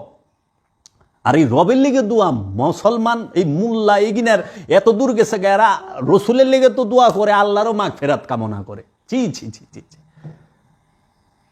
মুল্লায় এখন আল্লাহ বয়ে রয়েছে, আশ্চর্যের ব্যাপার। নাউযুবিল্লাহি মিন যালিক। এখান থেকে বের হন। যদি এইরকম কোনো থাকেন কেউ যে কোরআন থেকে নিয়ে, আমি হুজুর শরীফ লইলে লেখা হইব না, কারণ রু হুজুর শরীফের বিষয় না। আর এই যে বাউলরা যে আহে বাঙ্গা খোরা ল্যাংরা যুক্তি লে, এইটিও চলবো না। এন থেকে বের হন। অজ্ঞ এরা, এদের ওই রকম কোনো সাধন ভোজনের জ্ঞান নাই। যে জীবনে নিজের ভিতরে ডুব দিল না, সে শয়তানকে কিভাবে জানবো? সে রসুলকে কিভাবে জানবো? খোদাকে কিভাবে জানবো? কারণ শয়তানও থাকে আমার কলবে, আল্লাহও থাকে, কোরআন বলতেছে, সমস্ত ধর্মীয় গ্রন্থগুলো বলতেছে, খোদাও থাকে আমার নফসের নিকটে। নাহানু আকরাবু ইলাইহি মিন হাবলিল ওয়ারিদ, আমার জীবন রোগের নিকটে আল্লাহ অবস্থান করে। তাইলে শয়তানও আমার ভিতরে, খোদাও আমার নফসের নিকটে, তা আমার ভিতরে জীবন আমি ডুবি দেই নাই, তাহলে আমি কেমনে রহস্য পাব? আমি সারা জীবন সবার খোঁজ খবর জানছি, নিজের খবর জানি নাই। রুহের জন্য সোয়াব পাঠানো এবং রসুলের জন্য সোয়াব পাঠানো, এটা সম্পূর্ণ কোরআন বিরোধী কথা এবং কুফুরি আকিদা। যদি কেউ এই ব্যাপারে কোরআন দর্শন নিয়ে বসতে চায়, তাহলে আমি প্রেস ক্লাবে বসতে রাজি আছি। আমার এই ইটি রইল। যদি এইরকম কোনো আলেম ওলামা পীর মাশায়েখ থাকেন, সাদরে আমন্ত্রণ রইল। তারপরে নবী এবং রসুলের জন্য দোয়া করা এবং রুহে মাগফিরাত এবং সোয়াব পাঠানো আমাদেরকে কে শিখিয়েছে? তাহলে আমার প্রশ্ন যে নবী এবং রসুলের জন্য দোয়া করা এবং রুহের মাগফিরাত কামনা করা, রুহে সোয়াব পাঠানো, এটা আমাদেরকে কে শিখাইল? ওই থেকে শিখলাম আমরা। এই উমাইয়া আব্বাসিয়া রাজবংশ শিখাইছে, তাদের বেতনখোর মৌলবীরা রসুলের শান, খোদার শান তারা স্বীকার করে না, তারা ইহুদির দালাল। আপনি যুদ্ধ করে দেশ স্বাধীন করছেন, হানাদার বাহিনীর বিরুদ্ধে যুদ্ধ করে দেশ স্বাধীন করছেন, কাফেরদের বিরুদ্ধে যুদ্ধ করে মক্কা মদিনা স্বাধীন করছেন, ঠিক আছে। শয়তানের বিরুদ্ধে যুদ্ধ করে নফস স্বাধীন করতে পারছেন? কাফেরগো বিরুদ্ধে যুদ্ধ কইরা মসজিদুল আকসা স্বাধীন করলেন, কাবা স্বাধীন করলেন, মক্কা স্বাধীন করলেন, মদিনা স্বাধীন করছেন, ঠিক আছে। বাংলাদেশের মুক্তিযুদ্ধ কইরা আপনি হানাদার বাহিনীর বিরুদ্ধে দেশ স্বাধীন করছেন, কিন্তু আপনি খান্নাস রূপী শয়তানের বিরুদ্ধে যুদ্ধ কইরা জিহাদ কইরা আপনি নফস স্বাধীন করতে পারছেন না। আপনার নফস তো স্বাধীন নয়। এর জন্য দেশ স্বাধীন করছেন, মক্কা মদিনা স্বাধীন করছেন, নফসকে স্বাধীন করবেন না, কারণ আপনার সমস্ত কিছু তো আপনারই বহন করতে হবে। একটু চিন্তা করি, রসুলের কাছে সোয়াব পাঠায় রুহে, রসুলের রুহে সোয়াব পাঠায়, নবীর রুহে সোয়াব পাঠায়, আর ওয়া পাকে পাঠায়। বা দান্দাবাজির কথা ওখানে রু কইলে খায়, ওখানে আর ওয়া পাকে, আবার কেউ কেউ রওজা মুবারকে রসুলের জন্য দোয়া করবো, এরকম কেউ আছে রে? পৃথিবীর মধ্যে মহানবী সাল্লাল্লাহু আলাইহি ওয়াসাল্লামের থেকে সর্বশ্রেষ্ঠ আফজাল কোন মানুষ আছে? কেউ আছে যে তার জন্য দোয়া করব, তার জন্য সোয়াব পাঠাইব? বেয়াদব। নামাজের আজানের মধ্যে বলে, আল্লাহ সুপারিশ করে, আল্লাহ তুমি মহানবীকে জান্নাতের সর্বোচ্চ মাকাম দান করো। আর জান্নাত হলো সৃষ্টি, মহানবী স্রষ্টা, মহানবী হাউজে কাউসারের মালিক, হাউজে কাউসার মহানবীর গোলাম। মহানবী জান্নাতের মুহতাজ নয়, লায়েকে জান্নাত। মহানবী জান্নাতের স্রষ্টা, জান্নাতের মালিক। তোর মতো কানা মৌলবীর দোয়া করান লাগবো না। সারা কোরআন তন্ন তন্ন করে খুঁজেন, আপনারা কোরআন অনুবাদ পড়েন। কোরআনে আছে তুমি তোমার বাবার জন্য দোয়া করো, তুমি তোমার পরিবারের সন্তান সন্ততির জন্য দোয়া করো। সারা কোরআনে একটা জায়গায় দেখাইতে পারবেন যে তোমরা আল্লাহর রসুলের জন্য দোয়া করো, আল্লাহর রসুলের জন্য দোয়া করো, আল্লাহর নবীর জন্য দোয়া করো, আল্লাহর ওলির জন্য দোয়া করো। যেখানে বলতেছে আলা খবরদার, ইন্না উলিয়া, নিঃসন্দেহে আমার অলি যারা, লা খাউফুন আলাইহিম ওয়ালা হুম ইয়াহজানুন, আমার অলিদের কোনো ভয় নাই, তারা কোনো চিন্তিত হবে না, কারণ আমি তাদের গার্জিয়ান। তাহলে আল্লাহ রসুলের লেগে আল্লাহ রসুলের রুহে যে সোয়াব পাঠায়, রুহে সোয়াব, রু হল স্বয়ং আল্লাহর বীজরূপী সুপ্তরূপী অবস্থাকেই বলা হয় রুহ। রু সৃষ্টি নয়। কোরআনে কি কোথাও আছে আমি রু সৃষ্টি করছি? কোরআনে কি কোথাও আছে কুল্লু রুহিন জায়গাতাল মৌত, রু মৃত্যুবরণ করব? কোরআনে আছে কুল্লু নফসুন জায়গাতাল মৌত, নফসের মৃত্যু স্বাদ গ্রহণ করতে হবে, দোয়া করতে হয় নফসের জন্য। তা আবার কোরআন বলতাছে মরণের পরে, সূরা বাকারার 48 নম্বর আয়াত, মরণের পরে কোনো সুপারিশ, কোনো বিনিময়, কোনো দোয়া কিচ্ছু কামে লাগবো না। যাহা কামে লাগবো জীবিত থাকতে তুমি যা কামাই করছো সেইটাই লইয়া যাইবা। এর জন্য কর্ম সাবধান, জীবিত থাকতে কর্ম করেন। আর এরা ব্যবসা পাইতে লইছে, মরণের পরে সোয়াব পাঠায়, স্বর্গে পাঠায়। আমরা মুনাফেকের উপরে ঈমান আনি না, আমরা বাগীর উপর ঈমান আনি না যে রাষ্ট্রদ্রোহী, জালে রসুলের উপরে নিজেই আল্লাহ বলতেছে যে মুমিনকে হত্যা করে সে জাহান্নামী। আর যিনি আমিরুল মুমিনিন, মুমিনদের মুমিন, যিনি মুমিনদের আমির, যিনি মাওলা আলী আলাইহিস সালাতু ওয়াস সালাম, তারে শাহাদাত করে স্বর্গে যাইবা, তারে শাহাদাত করে সাহাবী, যিনি ইমাম, জান্নাতের ইমাম, মাওলা ইমাম হাসান আলাইহিস সালাতু ওয়াস সালাম, মাওলা হুসাইন, তাকে শাহাদাত করে এই মুনাফিক সাহাবীরা নামাজ পড়ে বলে স্বর্গে যাইব। এই নামাজ কার লেগা? আলে রসুলের উপরে যদি ইমানই না থাকে তো কিসের নামাজ? কার নামাজ পড়স? ভোগীর দল, সম্পদ জমাকারীর দল। সূরা জুমার 62 নম্বর সূরা জুমা, সূরা জুমার 1 নম্বর আয়াতে বলতাছে আসমান এবং জমিনের যাহা কিছু আছে সমস্ত কিছু আল্লাহর তাসবিহ পাঠ করে সেই আল্লাহ, যিনি বাদশাহ, যিনি মহাপবিত্র, যিনি পরাক্রমশালী, যিনি প্রজ্ঞাময়। তিনি উম্মিনদের মধ্যে একজন রসুল পাঠিয়েছেন, উম্মিনদের মধ্য থেকে। কেন পাঠিয়েছেন রসুলকে? বলতেছে ইয়াতলু আলাইহিম আয়াতিকা, আল্লাহর আয়াতের তেলাওয়াত করবেন, ওয়ায়ুজাক্কিহিম, আমাদের নফসকে পবিত্র করবেন। মানুষের যে নফস, যে নফসের সাথে খান্নাস রূপী শয়তান মিশে আছে, সেই নফসকে পবিত্র করার জন্য রসুলের আগমন।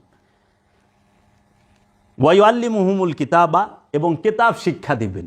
কেতাব শিক্ষা দেবেন, কেতাব শিখতে হয়, কেতাব পড়ে না। ওয়াইআল্লিমুহুমুল কিতাবা, আল্লিমুহুমুল কিতাবা, একরাহুমুল না, আল্লিমুহুমুল, কিতাব শিক্ষা দিবেন।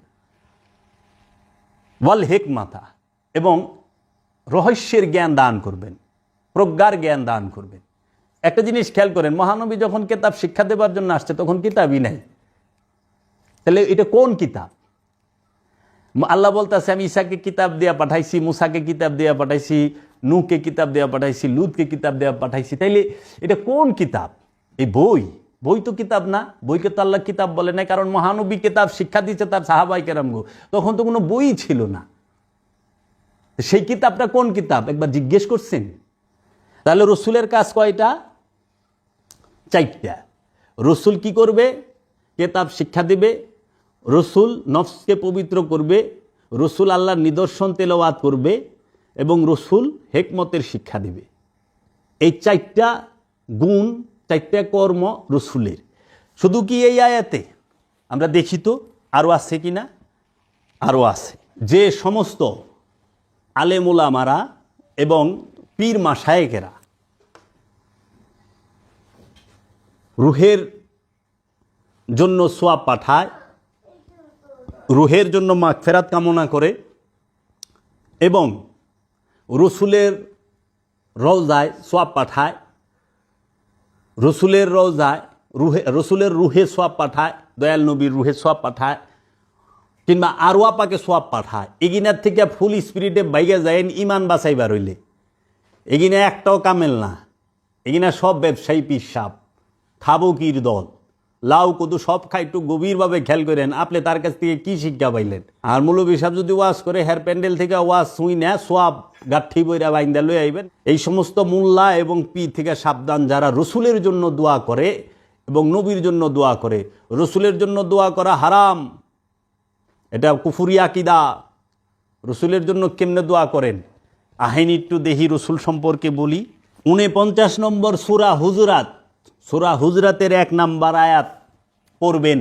আল্লাহ রাব্বুল আলামিন আল্লাহর হাবিব সম্পর্কে বলতেছেন, ইয়া আইয়ুহাল্লাযীনা আমানু লা তুকাদ্দিমু বাইনা ইয়াদাইল্লাহি ওয়া রাসূলিহি ওয়াত্তাকুল্লাহা ইন্নাল্লাহা সামিউন আলিম। ডাকটা দিছে কি? হে ঈমানদারেরা, ইয়া আইয়ুহাল্লাযীনা আমানু, হে ঈমানদারেরা, বিশ্বাসীরা। আমানুকে বলছে, লা তুকাদ্দিমু বাইনা ইয়াদাইল্লাহি, তোমরা রসুলের সামনে অগ্রণী, মানে রসুলের আগে হাইটো না, রসুলের সামনে আগে আগে হাইটো না। আচ্ছা, আল্লাহকে ভয় করো, আল্লাহ সর্বশ্রোতা অজ্ঞ, আল্লাহ হারাম করে দিছে, এটা আল্লাহর হুকুম। হে ঈমানদারেরা, তোমরা আল্লাহ এবং আল্লাহর রসুলের সামনে অগ্রসর হইও না, তার সামনে সামনে হাইটো না, তার সাথেও না, তার পিছনে। আচ্ছা, 2 নম্বর আয়াত, ইয়া আইয়ুহাল্লাযীনা আমানু লা তারফাউ আসওয়াতাকুম ফাওকা সাওয়াতিন নবী ওয়ালা তাজহারু। এখানে দেখবেন এই সূরার অধিকাংশ অনুবাদকারী বড় বড় মৌলবী, জাগরণিকি নামের আগে পিছে এক সাঙ্গারি টাইটেল আছে, এরা আমানুর অর্থ মুমিন করে থুয়ে দিছে। আমানুর বাংলা অনুবাদ করছে মুমিন, মুমিন না। আমানু আর মুমিন আসমান জমিন তফাত। আমানু আরবি শব্দ, মুমিন আরবি শব্দ। আমানু অর্থ বিশ্বাসী, মুমিন অর্থ বিশ্বাসী। আমানু অর্থ হলো প্রাথমিক বিশ্বাসী, যে কোয়া মুখে মুখে মুখে বিশ্বাসী, মুখের কথা, অন্তরে বিশ্বাসী স্থাপন করতে পারে না। যে মৌখিক ইমানদার তাকে বলে আমানু, আর যে মুখে এবং হৃদয়ে পরিপূর্ণ ইমান আইনা ফেলাইছে সে হইল মুমিন। আমানু আর মুমিনের মধ্যে তফাৎ হইল এইটা সবচেয়ে বড়। এক লাইনে যদি বলি, আমানুর সাথে আল্লাহ থাকে না, কিন্তু মুমিনের সাথে আল্লাহ থাকে। আল্লাহ কোরআনেই বলে দিছে, আমি মুমিনের সাথে আছি, আমানুর সাথে নাই। এবং মুমিনের জন্য কোনো সালাত সিয়ামের হুকুম নাই, ইবাদতের হুকুম নাই, আছে অনুরোধ। আর আমানুর জন্য সমস্ত সালাত সিয়াম সব কিছুর হুকুম। সেই আমানুকে বলতাছে এই সূরা হুজুরাতের 2 নম্বর আয়াতে, হে আমানুগণ, তোমাদের কণ্ঠস্বর নবীর কণ্ঠস্বরের চেয়ে উঁচু করো না। আল্লাহর হাবিবের সামনে উঁচা গলায় কথা কইতে নিষেধ করছে। তাইলে ওই সময় কেউ হয়তো উঁচা গলায় কথা কইছে, এর লেগে আয়াত নাজিল হইছে, খবরদার উঁচা গলায় কথা কইও না, যেহেনে আল্লাহর হাবিবের সামনে হাঁটা নিষেধ, হাবিবের আগে আল্লাহর রসুলের কণ্ঠের আওয়াজের থেকে উঁচা আওয়াজে কথা বলা নিষেধ, হারাম। তোমরা আমার নবীর সাথে ওইভাবে কথা বলবে না উচ্চ স্বরে, যেইভাবে তোমরা তোমার বন্ধু বান্ধব পরিবারের মানুষের সাথে উচ্চ স্বরে কথা বলো। এমন যেন না হয় যে তোমাদের কর্ম নিষ্ফল হয়ে যাবে, তোমাদের অজ্ঞত সারে, তোমাদের অজ্ঞানতায় তোমরা যে আমল করছো সমস্ত কিছু আল্লাহ জ্বালায় দিব। আল্লাহ নিজে কইছে জ্বালাই দিব। একটা হইলো ক্রোক করব, মানে জব্দ করব, আরেকটা হলো জ্বালাই দিব। জব্দ করলে তো ফেরত পাওয়ার চান্স আছে, জ্বালাই দিলে তার ফেরত পাওয়ার চান্স নাই। আল্লাহ আমলই জ্বালাই দিব। আর এই পীর নামের পিশাচ আর আলেম নামের জালেমরা মহানবীর এবং মহানবীর বংশে সব পাঠায়, রুহে তাও রওজায় হাদিয়া পাঠায়। কত টাকা পড়ছে? দয়া ভিক্ষা চাইবেন আল্লাহর হাবিবের কাছে, আল্লাহর রসুলের কাছে, আল্লাহর রসুলের বংশের কাছে, আমি মহাপাপী, আমাকে দয়া করেন। আপনি দোয়া করার উপযুক্ত হন নাই, কারণ আপনি রসুলের থেকে উঁচু মর্যাদা নন। আপনি রসুলের থেকে উঁচু মর্যাদা নন যে তার জন্য দোয়া করবেন। 3 নম্বর আয়াতে বলতেছে, যারা আল্লাহ রসুলের সাথে কথা বলার সময় নিজেদের কণ্ঠস্বর নিচু রাখে, আল্লাহ তাদের অন্তরে তাকওয়ার জন্য পরীক্ষা করে নিয়েছেন, তাদের জন্য রয়েছে মহাপুরস্কার ও ক্ষমা। এবং 4 নম্বর আয়াতে বলছে, যারা আপনাকে হুজুর আর বাইরে থেকে ডাকাডাকি করে তাদের বেশিরভাগ লোকেদের কোনো কাণ্ড জ্ঞান নেই। যারা আল্লাহর হাবিবের ঘরের বাহিরের থেকে ডাকাডাকি করে উচ্চ সুরে, তারা অজ্ঞ, কাণ্ড জ্ঞানহীন। তাহলে উচ্চ স্বরে ডাকাই নিষেধ আল্লাহর হাবিবে, আর আপনারা সোয়াব পাঠান। ছি ছি ছি, আরে পিসাব রে, আরে মোল্লা, নামাজ কবুল হয়েছে কিনা সেইটা কয়ে পারে না। সূরা হুজরাতের 5 নম্বর আয়াতে আল্লাহ রাব্বুল আলামিন বলতেছেন, যদি তাহাদের নিকটে আপনার বের হওয়া পর্যন্ত তারা সবর করতে থাকেন তাহলে সেটা তাদের জন্যই ভালো হতো। আল্লাহ ক্ষমাশীল ও মেহেরবান। সূরা হুজরাতের 5 নম্বর আয়াতে আল্লাহর রসুল যেই পর্যন্ত নিজের ঘরের থেকে স্বইচ্ছায় বের না হয় পর্যন্ত ধৈর্য ধরে অপেক্ষা করতে হয়, এটাই কল্যাণকর। তাইলে পরে রসুলের সামনে হাঁটা নিষেধ, আল্লাহর হুকুম। প্রত্যেকটার মধ্যে ইয়া আইয়ুহাল্লাযিনা আমানু কইছে খালি। রসুলের কণ্ঠস্বরের উপরে উচ্চস্বরে কথা বলা নিষেধ, এবং রসুলের ঘরের দরজায় যাইয়া নক করা নিষেধ। যদি এগুলা কেউ করে আল্লাহ তার আমল জ্বালায় দিব। সূরা হুজরাত 49 নম্বর সূরা। আল্লাহ বলতেছে, ইয়া আইয়ুহাল্লাযিনা আমানু ইজা নাজাইতুমুর রাসূলা ফাকাদ্দিমু বাইনা ইয়াদাই নাজওয়াকুম সাদাকাতান যালিকা খায়রুল লাকুম ওয়া আতহারু ফাইল্লাম তাজিদু ফাইন্নাল্লাহা গফুরুর রহিম। হে ঈমানদারগণ, ইয়া আইয়ুহাল্লাযিনা আমানু, যারা ঈমান আনিয়াছ, যখন তোমরা রসুলের সাথে একান্তে গোপনে গোপনে আলাপ করো, তখন আলাপের আগে কিছু সাদাকা মানে হাদিয়া, উত্তম উপঢৌকন, যেটা উত্তম উপঢৌকন সেটা দান করো, দিও। দেওয়ার পরে রসুলের সাথে পরামর্শ করো, এটা তোমাদের জন্য শ্রেয় ও পরিশোধক। অবশ্য যদি এই উপঢৌকন দেওয়ার জন্য কিছুই না পাও তাহলে আল্লাহ ক্ষমাশীল পরম দয়ালু। যদি না দিতে পারো তাহলে আল্লাহ রসুলের সাথে, আল্লাহ রসুলের চেহারা মুবারক দেখলে পরামর্শ করতে গেলে চুপি চুপি, আল্লাহ নিজে বলে দিছে কিছু উত্তম উপঢৌকন তাকে তার হাতে দিও, যেটা উত্তম। আর যদি না থাকে সে ক্ষমা করে দিব, আল্লাহ গফুরুর রহিম। আর থাকা অবস্থায় না দিলে কিন্তু ক্ষমা করব না। তাইলে যে আল্লাহর হাবিবের চলা ফেরা, উঠা বসা, শুয়া, শরীরের কাপড় থেকে নিয়ে সমস্ত কিছু আল্লাহ পুঙ্খানুপুঙ্খানু লক্ষ্য করতে আছে, সেই আল্লাহর হাবিবের লেগিয়া এই মোল্লার দল, এই পীর নামের পিশাচের দল, এরা কি করছে? অধিকাংশ, সবাই না, যারাই রুহের জন্য সোয়াব পাঠায় এবং রসুলের জন্য দোয়া করে, বুঝবেন এগুলা মোল্লা, তা ওহাবি, সুন্নি মোল্লা না, ওহাবি। এগুলি হুসাইনি প্রেমিক নয়, হুসাইনি সুন্নি না, এটি হাসানি সুন্নি নয়, এটি পাক পাঞ্জাতন সুন্নি নয়, এগুলা রসুলের সুন্নি নয়। এগুলা হইল ওই আহালে মুনাফিকুনদের সুন্নি, মুনাফিক সুন্নি, গোলাপি সুন্নি।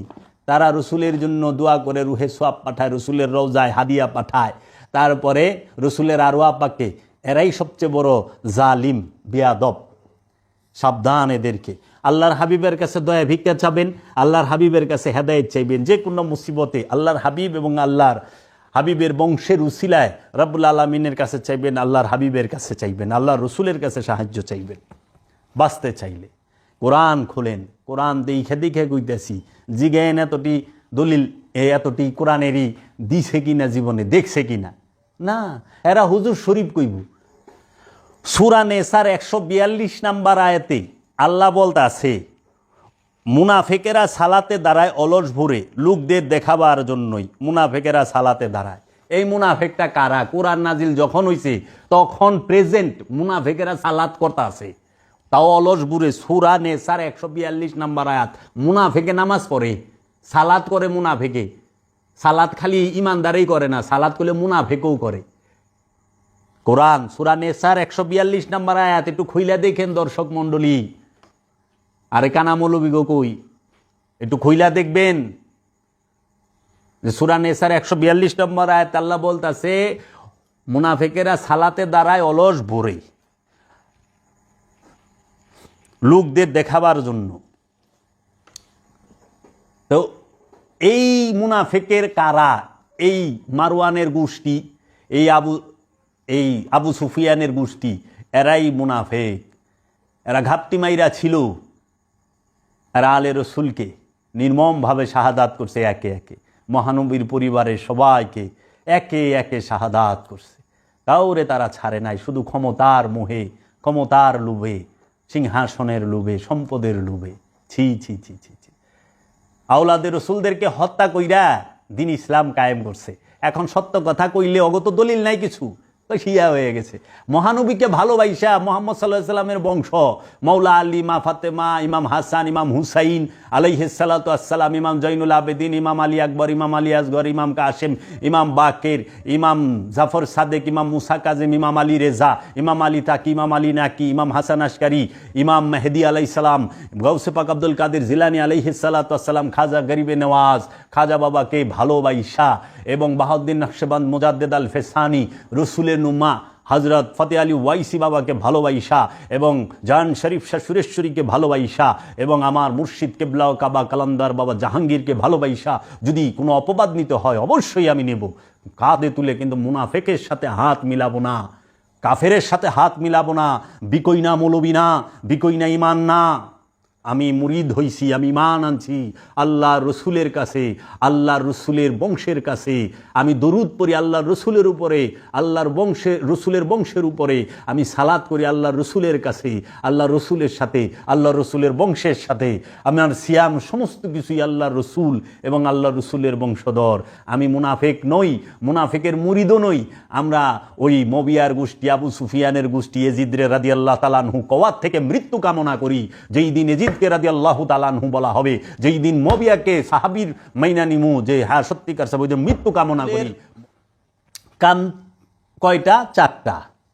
নবীর 4টা। নবীর কি কাজ আর রসুলের কি কাজ? রসুলের কাজ 4টা কি আমরা জানতে পারলাম সূরা জুমা থেকে, যে রসুলের কাজ হচ্ছে আল্লাহর নিদর্শন তেলাওয়াত করা, মানুষের নফসকে পবিত্র করা, কেতাব শিক্ষা দেওয়া, এবং রহস্যের জ্ঞান মানে হিকমতের জ্ঞান দান করা। এখন নবীর শিক্ষা আবার কোরআনের সূরা হাজাবে আল্লাহ বলতেছেন, ইয়া আইয়ুহান নাবিয়্যু ইন্না আরসালনাকা শাহিদাও ওয়া মুবাশশিরাও ওয়া নাযীরা ওয়া দাইয়ান ইলাল্লাহি বিইজনিহি ওয়া সিরাজাম মুনীরা। ইয়া আইয়ুহান নবী, হে আমার নবী, ইন্না আরসালনাকা, আমরা আপনাকে প্রেরণ করছি, শাহিদাও, সাক্ষী হিসাবে, মুবাশশিরাও, সুসংবাদ দানকারী হিসাবে, নাযীরা, এবং সতর্ককারী হিসাবে, ওয়া দাইয়ান ইলাল্লাহি বিইজনিহি ওয়া সিরাজাম মুনীরা। ওয়াদাইয়ান ইলাল্লাহ, আল্লাহর দিকে দাওয়াত দেনওয়ালা হিসাবে। তাইলে সাক্ষীদাতা, সতর্ককারী, সাবধানকারী, এবং সে শাহেদা, মুবাশশিরা, সুসংবাদ দানকারী, সাক্ষীদাতা, সুসংবাদ দানকারী, সতর্ককারী, এবং রবের দিকে, আল্লাহর দিকে দাওয়াত দেনওয়ালা। এইটা 4টা হলো নবীর কাজ। এখন নবীর কাম আরও কোনখানে দলিল আছে কিনা? আচ্ছা, একটু দেখি আমরা। আল্লাহ বলতেছেন, হযরত ইব্রাহিম আলাইহিস সালাম দোয়া করতেছেন এইভাবে, রাব্বানা ওয়া আসফিহিম রাসূলাম মিনহুম ইয়াতলু আলাইহিম আয়াতিকা। রাব্বানা, ওগো আমার রব। রবের কাছে আমরা ফরিয়াদ করতেছি। কি এই যে ফরিয়াদ কেমনে করে? রাব্বানা, ওগো আমার রব, ওয়া আসফিহিম রাসূলাম মিনহুম ইয়াতলু আলাইহিম আয়াতিকা ওয়া ইউআল্লিমুহুমুল কিতাবা ওয়াল হিকমাতা ওয়া ইউযাক্কিহিম ইন্নাকা আনতাল আজিজুল হাকীম। অর্থাৎ এটা সূরা বাকারার 129 নম্বর আয়াত। অর্থাৎ হে আমাদের রব, এবং পাঠান আমাদের মধ্যে একজন রসুল, তাহাদের মধ্য হইতে তিনি তেলাওয়াত করিবেন তাহাদের উপর আপনার আয়াত। এই যে আয়াত তেলাওয়াত করব, আয়াত তেলাওয়াত করব, একজন রসুল পাঠাবেন কইছে। রসুলের কাম কি? আয়াত তেলাওয়াত করা। এবং তাহাদেরকে শিখাইবেন কেতাব, কেতাবের শিক্ষা দিবেন, এবং হেকমত, এবং তাহাদের পরিশুদ্ধ করিবেন, নফসকে পরিশুদ্ধ করবো। এইখানেও দেখেন 4টা কাম: আয়াত তেলাওয়াত করা, কেতাব শিক্ষা দেওয়া, হেকমত শিক্ষা দেওয়া, এবং নফসের পবিত্র করা। নিশ্চয়ই আপনি পরাক্রমশালী, হেকমতের অধিকারী। তাহলে রসুলের গুণ আমরা পাইতেছি কোরআন অনুযায়ী 4টা। এই 4 কাম অহনে এই উমাইয়া আব্বাসিয়া রাজবংশে এই বেতনখোর মৌলবীরা এগুলা প্রচার করে। রসুল আসছে দেশ শাসনের জন্য, কত মোল্লা রাজনীতি করে যে হ্যাঁ মহানবীর রাজনীতি করতেন। মহানবীর রাজনীতি করতো, দলের নাম কি? পার্টির নাম কি? কি পার্টি? মার্কা কি? আল্লাহ রসুল কি রাজনীতি করছে? ফকিরের জন্য রাজনীতি হারাম। বাবা জাহাঙ্গীর বলছে ফকির রাজনীতি করে না, ফকিরের জন্য রাজনীতি হারাম। ফকির রাজা বানায়, রাজার পিছে ফকির ঘুরে না, ফকিরের পিছে রাজায় ঘুরে। ফকিরের পিছে রাজায় ঘুরে, রাজার পিছে ফকির ঘুরে না। এই জন্য ফকিরের জন্য রাজনীতি হারাম। বাবা জাহাঙ্গীর রাজনীতি করতো না, কারণ রাজনীতি করবো রাজনীতিবিদরা। ফকিরে কি করব? ফকির, সে যে ফকির সে তো আল্লাহর ওলি, যে আল্লাহর উঁচু পর্যায়ের ওলি, সে একজন রসুল। সে মানুষকে আল্লাহর আয়াত মানে তেলাওয়াত করব, আয়াত তেলাওয়াত করে শোনাইব, তাদেরকে কিতাবের জ্ঞান শিক্ষা দিব, তাদের নফসকে পবিত্র করব, এবং তাদেরকে রহস্যের জ্ঞান দান করব। তাহলে আল্লাহর রসুলের কাজ হচ্ছে এই 4টা। এখন এই রসুল কি চলমান না রসুলের দরজা বন্ধ? কখনোই রসুলের দরজা বন্ধ না, রসুলের দরজা খোলা। কোরআনুল কারিম থেকে কেউ আজ পর্যন্ত প্রমাণ করতে পারবে না খাতামান রসুল। আমি চ্যালেঞ্জ করলাম, জগতের বুকে যদি কোনো আলেম থাকে খাতামান রসুল কোরআন থেকে প্রমাণ করে দিবে। খাতামান নবী কোরআনে আছে, খাতামান রসুল কোরআনে নাই। ওই হুজুর শরীফ আইনে প্রমাণ করবার যাবেন, তা চলবো না। কারণ রসুল নবী এটা কোরআনের বিষয়, এটা ওই হুজুর শরীফের বিষয় না। হারাম হালাল এটা কোরআনের বিষয়। আল্লাহর রসুল বইলা দিছে কোনটা হারাম।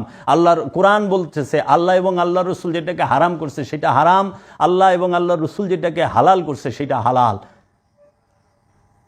কোনো মুন্সি মৌলবীর পক্ষে হারাম হালাল বলা অধিকারই নেই। আছেন দেখি আমরা যে রসুল চলমান সেটার আয়াতগুলা কোথায়? সূরা ইব্রাহিমের 4 নম্বর আয়াতে আল্লাহ বলতেছেন, ওমা আরসালনা মির রাসূলিন ইল্লা বিলিসানি কওমিহি লিইউবাইয়িনা লাহুম। যে এবং আমরা প্রত্যেক জাতির নিজের ভাষায় আমাদের হইতে রসুল প্রেরণ করিয়াছি আমার নিদর্শন তথা দলিল বর্ণনা করার জন্য। আল্লাহ প্রত্যেক জাতিতে তার নিজস্ব ভাষায় তার রসুল প্রেরণ করছে আল্লাহর নিদর্শন আয়াতগুলিকে বর্ণনা করার জন্য। সূরা ইব্রাহিমের 4 নম্বর আয়াত।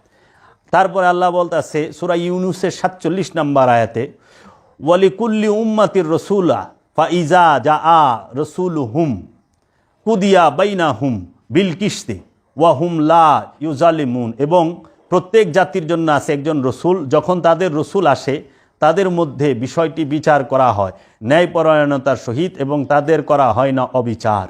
সূরা ইউনুসের 47 নম্বর আয়াত। তাহলে রসুল তো চলমান, রসুল বহমান, অলি চলমান বহমান। এরা রসুলের দরজা বন্ধ করলো কেন? মৌলবীরা উমাইয়া আব্বাসিয়ারা মিলা। কারণ রসুলের দরজা বন্ধ না করলে তো মৌলবীর দরজা খুলে না। রসুলের দরজা বন্ধ করে দিয়া মোল্লার দরজা খুলে দিছে। আবার কয় আল উলামা ওয়ারাসাতুল আম্বিয়া, উলামারা নবী নবীর ওয়ারিস। নবীর ওয়ারিস কোন ওলামা? যারা দাঙ্গা ফাসাদ সৃষ্টি করে, যারা ফতুয়া দিয়া মানুষ হত্যা করে তারা? যারা মুসলমানের মধ্যে ফতোয়া দিয়া একে অপরকে হত্যা করে, পাকিস্তানের দিকে তাকান তো, আফগানিস্তানের দিকে তাকান তো, মসজিদের মধ্যে জুমার নামাজের সময় বোম মারবার লইছে, শত শত এক মুসলমান আরেক মুসলমানের মারবার লইছে। হয়তো মতভেদ থাকতে পারে, মানুষ হত্যার অধিকার কে দিল? এই বিষয়গুলো কোন মৌলবীরা মানবেন? সিয়া, সুন্নি, উহাবি, বাটালবি, সাকরালবি, আশারিয়া, গাবারিয়া, জাবারিয়া, মুতাজিলা, কাদিয়ানি, একে অপরকে কে দেখতে পারে? 5টা মোল্লা একখানে বলে একজন আরেকজনের দেখা পারে না। ওখানে তো পিসাব, অধিকাংশ পিসাবের হালও তাই হয়েছে, দেখতে পারে না। এন থেকে আমাদের বের হইতে হবে, আমাদের সংশোধন হইতে হবে। আল্লাহ পাক সূরা বাকারায় বলতেছেন, কানান নাসু উম্মাতান ওয়াহিদাতান ফাবা আস আল্লাহু নবীন মুবাশশিরিন ওয়া মুনজিরিন। সকল মানুষেরা একই উম্মত ছিল, সুতরাং আল্লাহ তাদের মাঝে নবী পাঠাইয়াছেন জান্নাতের সুসংবাদ দেবার জন্য এবং জাহান্নাম থেকে সতর্ক করার জন্য। দেখেন তো, আল্লাহ নবী পাঠাইছে কি রে? জান্নাতের সুসংবাদ দিবার লেগা আর জাহান্নামের সতর্ককরণের লেগা। আল কোরআন এটা খুঁজা পায় না। এরা নবী রাজনীতি করত। হ্যাঁ, মহানবী রাষ্ট্র পরিচালনা করেছেন। মহানবী রাষ্ট্র পরিচালনা করার জন্য আসে নাই। আওলাদে রসুল রাষ্ট্রের জন্য ভুক্কা না। সৌদি আরবটা এতটুক, তারা কুলকাইয়ানাতের সম্রাট, তারা কুলকাইয়ানাতের বাদশাহ। সৌদির এতটুক জাগার লেগে কামরা কামড়ি তগমত না রে। তাই কোন আল্লাহর ওলি বলছিল, নামাজে জাহেদা মেহরাব মিম্বার, নামাজে আশেকা দর বদর। মোল্লার নামাজ মেহরাব আর মিম্বারের মধ্যে সীমাবদ্ধ, আর আশেকের নামাজ দারে দারে খোদার আরশ পর্যন্ত তার সীমা। কাজেই আল্লাহর হাবিব আওলাদে রসুলগণ এই জাজিরাতুল আরবের এতটুকু একটা জায়গা, মক্কা মদিনা, হেজাজে মক্কা হেজাজে মদিনা, ইরাক টিরাক, এইটুকের লেগে মারামারি করব, কাটাকাটি করব, এগুলা যারা কয় এগুলেরই তো ইমান নাই। যারা কুলকাইয়ানাতের বাদশাহ, আল্লাহর রসুল আগমন করছে। কোরআন বলতেছে মানুষের নফসকে পবিত্র করার জন্য, আল্লাহর কিতাব শিক্ষা দেওয়ার জন্য, আল্লাহর হেকমতের জ্ঞান দেওয়ার জন্য এবং আল্লাহর আয়াত তিলাওয়াত করে শোনানোর জন্য, আল্লাহর নিদর্শন বর্ণনা করার জন্য। নবীর আগমন হচ্ছে যে নবী সাক্ষীদাতা, নবী মুবাশশিরা সতর্ককারী, নবী নাজিরা সে মুবাশশিরা সুসংবাদদাতা, নাজিরা সতর্ককারী, এবং সে আল্লাহর দিকে দাওয়াত দেনেওয়ালা। এর জন্য আসছে। যখন আমার নফস পবিত্র হয়ে যাবে, খান্নাস মুক্ত হয়ে যাবো, তখন তো এমনিতেই সমাজ সুন্দর। আল্লাহর হাবিব যখন সবার নফস থেকে, আল্লাহর রসুল যখন মানুষের নফস থেকে খান্নাসরূপী শয়তানকে তাড়ায় দেয়, তখন আর ওই মানুষটা দুনিয়ার লোভ লালসায় থাকে না। তখন সে অটোমেটিক আল্লাহর রসুলকে রাষ্ট্রনায়ক, তার রাজ্যের বাদশা বানায় রাখে। আমার হৃদয়ের বাদশা আমার মুর্শিদ, আমার হুকুমের বাদশা আমার মুর্শিদ, আমার জীবনের সমস্ত কিছুর মালিক মুর্শিদ। তো অটোমেটিক আল্লাহর রসুল হয়ে যায় যে সমস্ত কিছু পরিচালনা করে। যে আল্লাহর রসুল বলছে সম্পদ জমা করা হারাম, 3 দিনের খাবার জমা করা হারাম, সেই আল্লাহর রসুলকে এরা রাজনীতিবিদ বানায় দেয়। আর এরা কিতাব লেখা কোরআনের বিরুদ্ধে, এরা রাষ্ট্র গঠনের লেগে মারামারি কাটাকাটি করে। আল্লাহ রসুল বলছে সম্পদ জমা করাই হারাম। সূরা হুমাজা খুলেন, কইরা দেখেন, 3 দিনের খাবার জমা করা হারাম। তাহলে আপনারা তো 3 দিনের কি, আপনারা কত বছরের খাওন মজুদ করে রাখছেন, হিসাব আছে। আল্লাহর যদি সম্পদ জমা করা না থাকে, সম্পদ কেউ না জমায়, তো দুনিয়ায় শান্তি শান্তি। কারণ মানুষ সমস্ত অপকর্ম করে সম্পদের জন্য আর যৌবনের জন্য। দেখেন যায়া মানুষ সম্পদ অর্জন করে যৌবনকে উপভোগ করার জন্য। খুঁজা দেখেন, কারণ সমস্ত পাপের মূল চাবিকাঠি সম্পদ। ঘুষ খায় সম্পদের লেগা, সুদ খায় সম্পদের লেগা, আত্মসাৎ করে সম্পদের লেগা, হক মাইরা খায় সম্পদের লেগা, খুন করে সম্পদের লেগা, মারামারি কাটাকাটি, হানাহানি, মামলা মোকদ্দমা, যুদ্ধ বিগ্রহ, সব সম্পদের লেগে। আচ্ছা, সম্পদ দিয়ে কী করব? ভোগ করব। কি ভোগ করব? যৌবনকে। তখন যখন আপনার প্রতিটা মানুষের কাছে সম্পদ হয়, টাকা হয়, তখন কি করে? থাইল্যান্ড যায়, সিঙ্গাপুর যায়, দুবাই যায়, কাতার যায়, আমেরিকা যায়, ইউরোপে যায়। ওখানে যায় কি করে? এরপর একটু কই দিমু থাক, ওখানে টাকা খরচ করে। আবার বুড়া বেটির লয়ে যায় না, বুড়া বেটার কাছেও যায় না, যৌবনের পাগল। তো মানুষ 2টা জিনিসের জন্য সমস্ত অপকর্ম করে, একটা হলো যৌবন আর একটা হলো সম্পদ। এই দুইটাকে কেন্দ্র করে আপনি অনেক বড় ডাক্তার হইবেন, আপনার বাচ্চাটারে ডাক্তার করবেন, হ্যাঁ করছেন, উনি অনেক বড় ডাক্তার হইব, আপনার নিয়ত কি? ডাক্তার হইলে অনেক পয়সা কামাইব, সুন্দর দেখে একখান বিয়া করাইছেন, টকটকা কয়টা নাতিনাত করইব, ওইছে ফ্যাস খেলা খতম। তা আপনি তো এই সম্পদ আর এই যৌবন রেলে এই রয়েছেন। আমরাও পড়াশোনা করি ওই রকম সচিব টচিব অফিসার ও সুন্দর টকটকা দেখে একটা বিয়া করব, আমাকেও খেলা খতম, কটা পোলাপান নাইব, আমি খামো, আমার বউ খাইবো, আমার পোলাপান খাইবো, সব খালাস। ঘুষ খাইয়া কতটি সম্পদ জমাই থিয়া যাবো, মানুষের আত্মসাৎ করে 10-12টা বাড়ি করুম, 200 পাখি জায়গা করুম, বাস সাপকে মানুষে ডাকবো, 80-82 বছরে সাপ শেষ। বাস বাড়ির কোনায় কবর দিবার গেলে কইব না না না বাইতে কবর দেওয়ার দরকার না, গুরুস্থানে ফেলাইতে হয়, যাও যাও যাও যাও তাড়াতাড়ি। আবার মৌলবী সাহেবরা দৌড়ে আয় পড়ব, এই বেশিক্ষণ না যাব, শুরু হয়ে যাব, তাড়াতাড়ি লোক। এই জীবন খবরদার। এর জন্য আল্লাহর হাবিবে বা তাই বাবা লালন সাইজি বলছে যে মুখে মুখে মুসলমান সব, সত্য কাজে কেউ নয় রাজি, সবই দেখি টানা নানা, সব টানা নানা, সত্য কাজে কেউ রাজি না। আবার আরেকটা কালামে বলছে কারো রবে না এ ধন, এই জীবন ও যৌবন, তবে কেন মন এত বাসনা, একবার সবুরেরও দেশে বয়নারে দম কষে, উঠিস না রে বেশে পেয়ে যন্ত্রণা।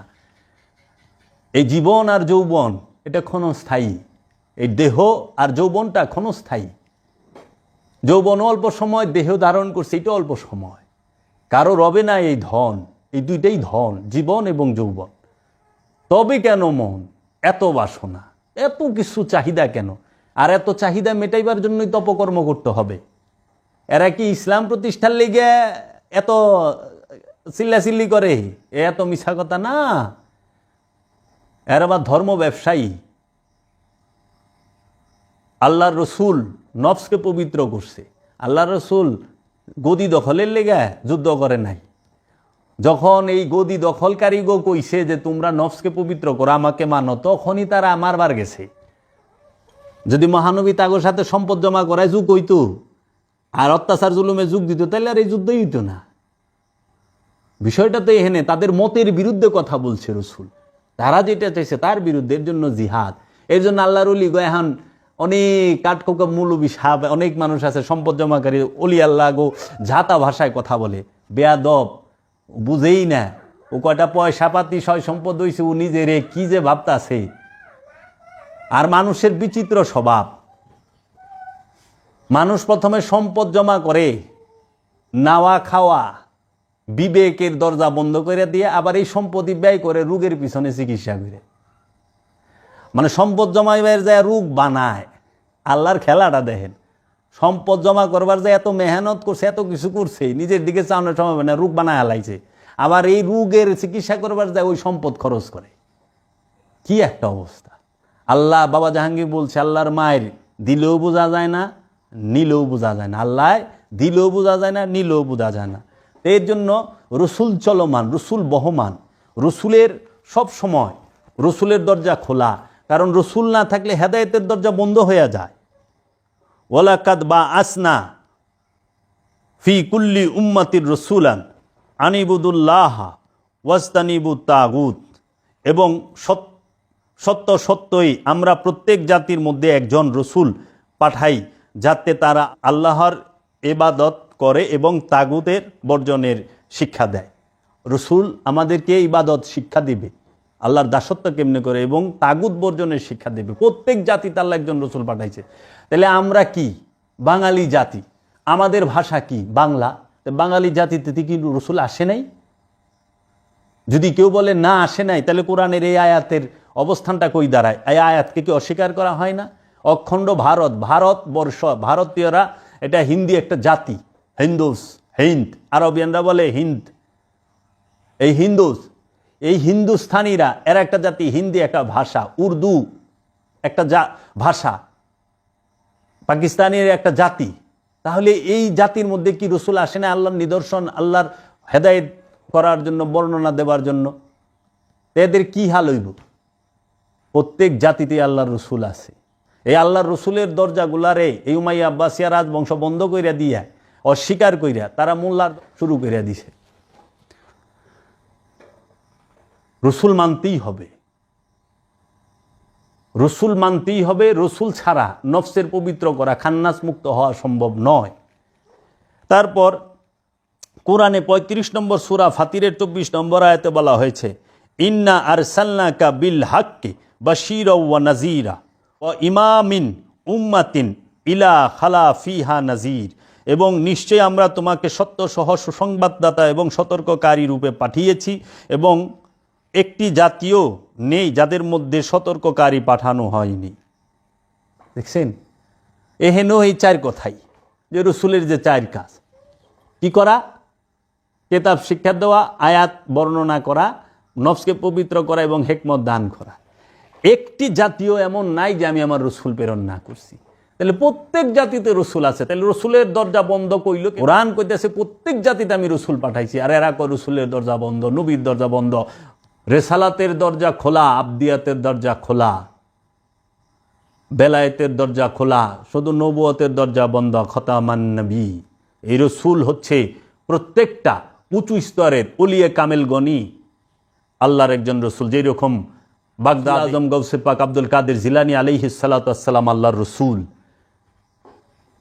ভারতে হযরত খাজা মাইনুদ্দিন চিশতি আজমিরি আলাইহিস সালাতু ওয়াস সালাম আল্লাহর রসুল, পাকিস্তানে দাতা লাহুরি বাবা একজন আল্লাহর রসুল, বোয়ালি শাহ কালান্দার আল্লাহর রসুল, নিজামুদ্দিন আউলি একজন আল্লাহর রসুল, শাহজালাল, শাহপরান, ফকির লালন, এরা সবাই আল্লাহর একজন রসুল।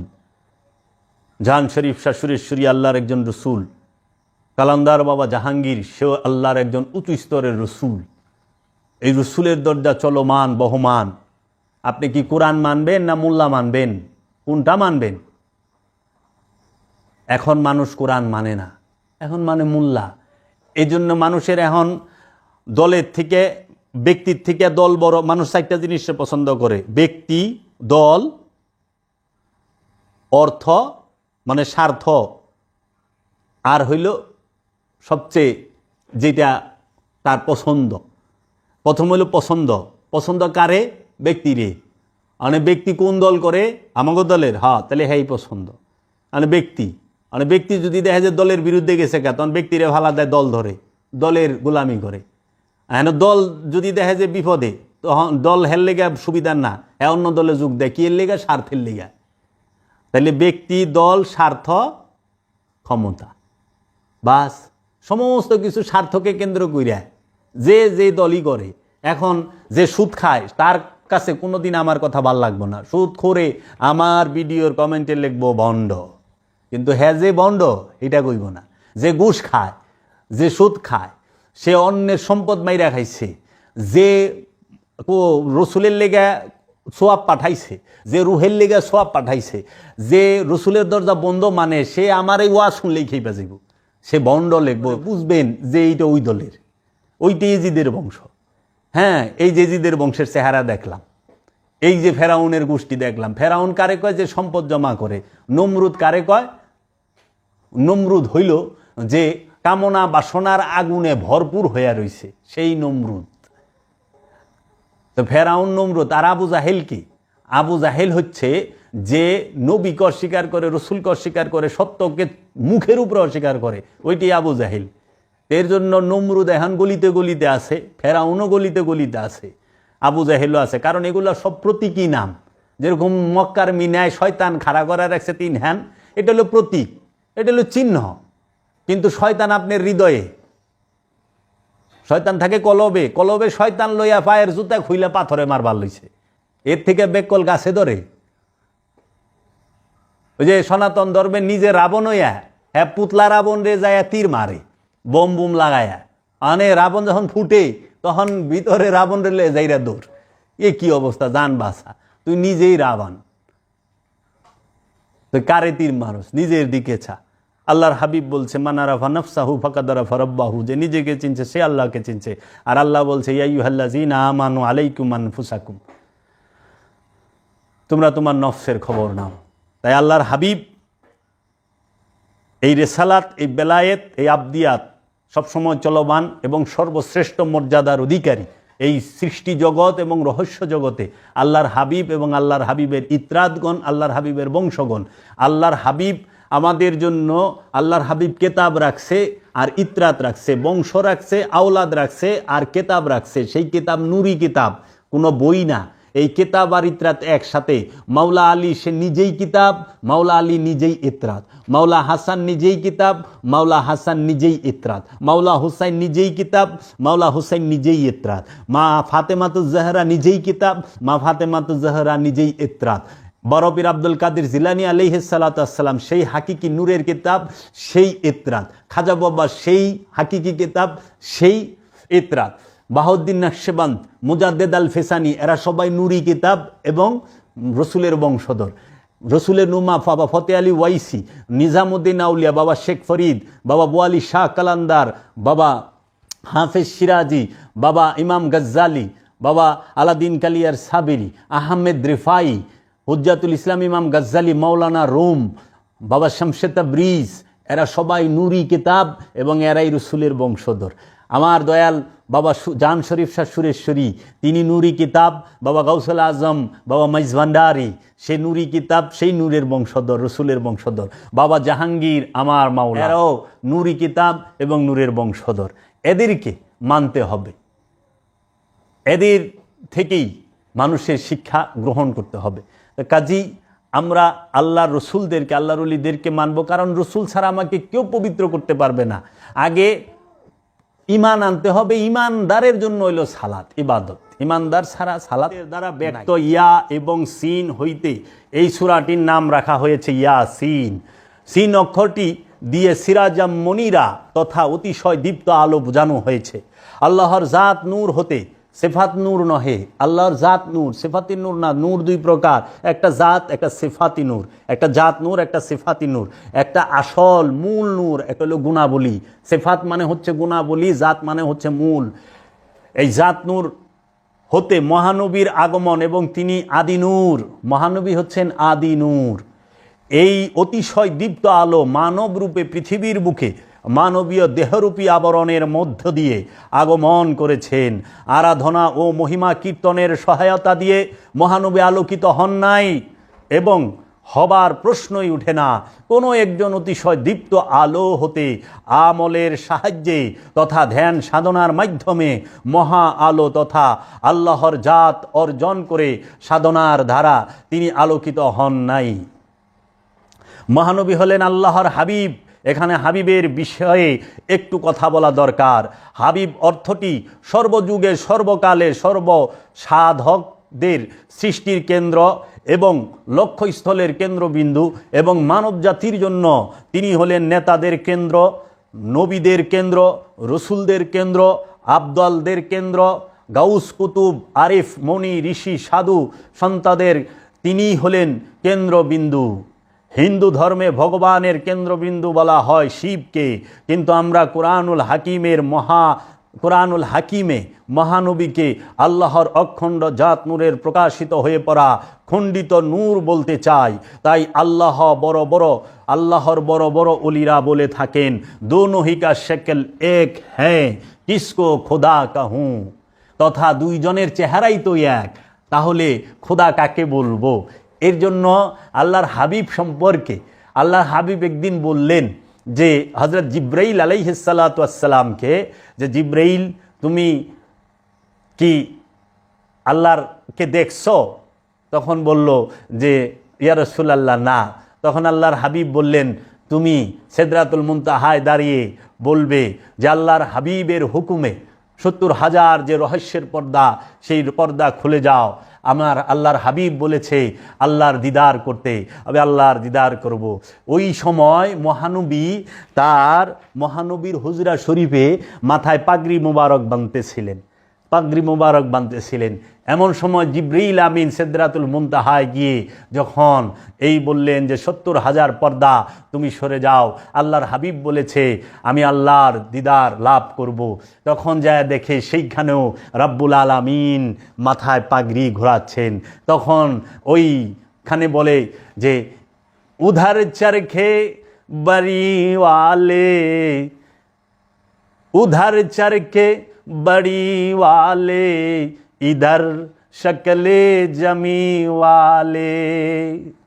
उधर चरखे ওইখানে চরখে মানে পাগড়ি বাঁধতা আছে, উধার চরখে বড়ি ওয়ালে বানানে ওয়ালা মালিক, ইদার শকলে জমি ওয়ালে, এখানে জমিনওয়ালা শকলে চেহারা, শকলে জমি ওয়ালে, উদার চরখে বড়ি ওয়ালে, इधर शक्ले जमी वाले, वहाँ भी चर्चा मुहम्मद का, यहाँ भी चर्चा मुहम्मद का, वहाँ भी चर्चा मुहम्मद का, यहाँ भी चर्चा मुहम्मद का, उधर चरखे बड़ी वाले, इधर शक्ले जमी वाले, वहाँ भी चर्चा मुहम्मद का, यहाँ भी चर्चा मुहम्मद का।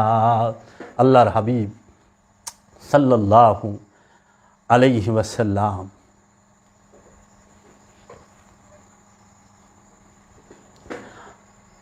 আল্লাহর হাবিবকে আল্লাহ রাব্বুল আলামিন বলেছেন ফাকানা কাবা কাউসাইনি আওয়াদনা, তথা দুই ধনুকের ব্যবধানে অথবা আরও নিকটে বলা হয়েছে একটি ধনুক দেখতে অনেকটা অর্ধবৃত্তের মতো, দুইটি ধনুক দুইটি অর্ধবৃত্ত, এবং দুইটি অর্ধবৃত্ত একসঙ্গে জোড়া লাগিয়ে দিলে একটি বৃত্তে পরিণত হয়।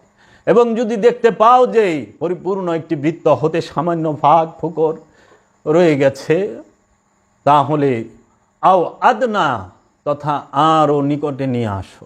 সুতরাং এই কথাটি বলতে কি দোষ আছে যে অপ্রকাশিত নূর আল্লাহ এবং প্রকাশিত নূরটির নাম নূরে মুহাম্মদ সাল্লাল্লাহু আলাইহি ওয়াসাল্লাম।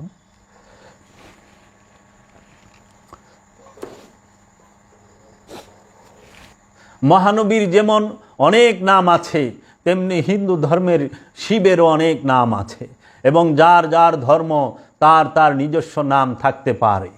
মহানবী বলেছেন আউয়ালুনা মুহাম্মদ, তথা আদিতে আমরা মুহাম্মদ, আওসাতুনা মুহাম্মদ, মধ্যখানেও আমরা মুহাম্মদ, আখিরুনা মুহাম্মদ, তথা সর্বশেষেও আমরা মুহাম্মদ, এবং কুল্লানা মুহাম্মদ, তথা আদি মধ্য অন্ত এবং সর্ব অবস্থায় আমরাই মুহাম্মদ।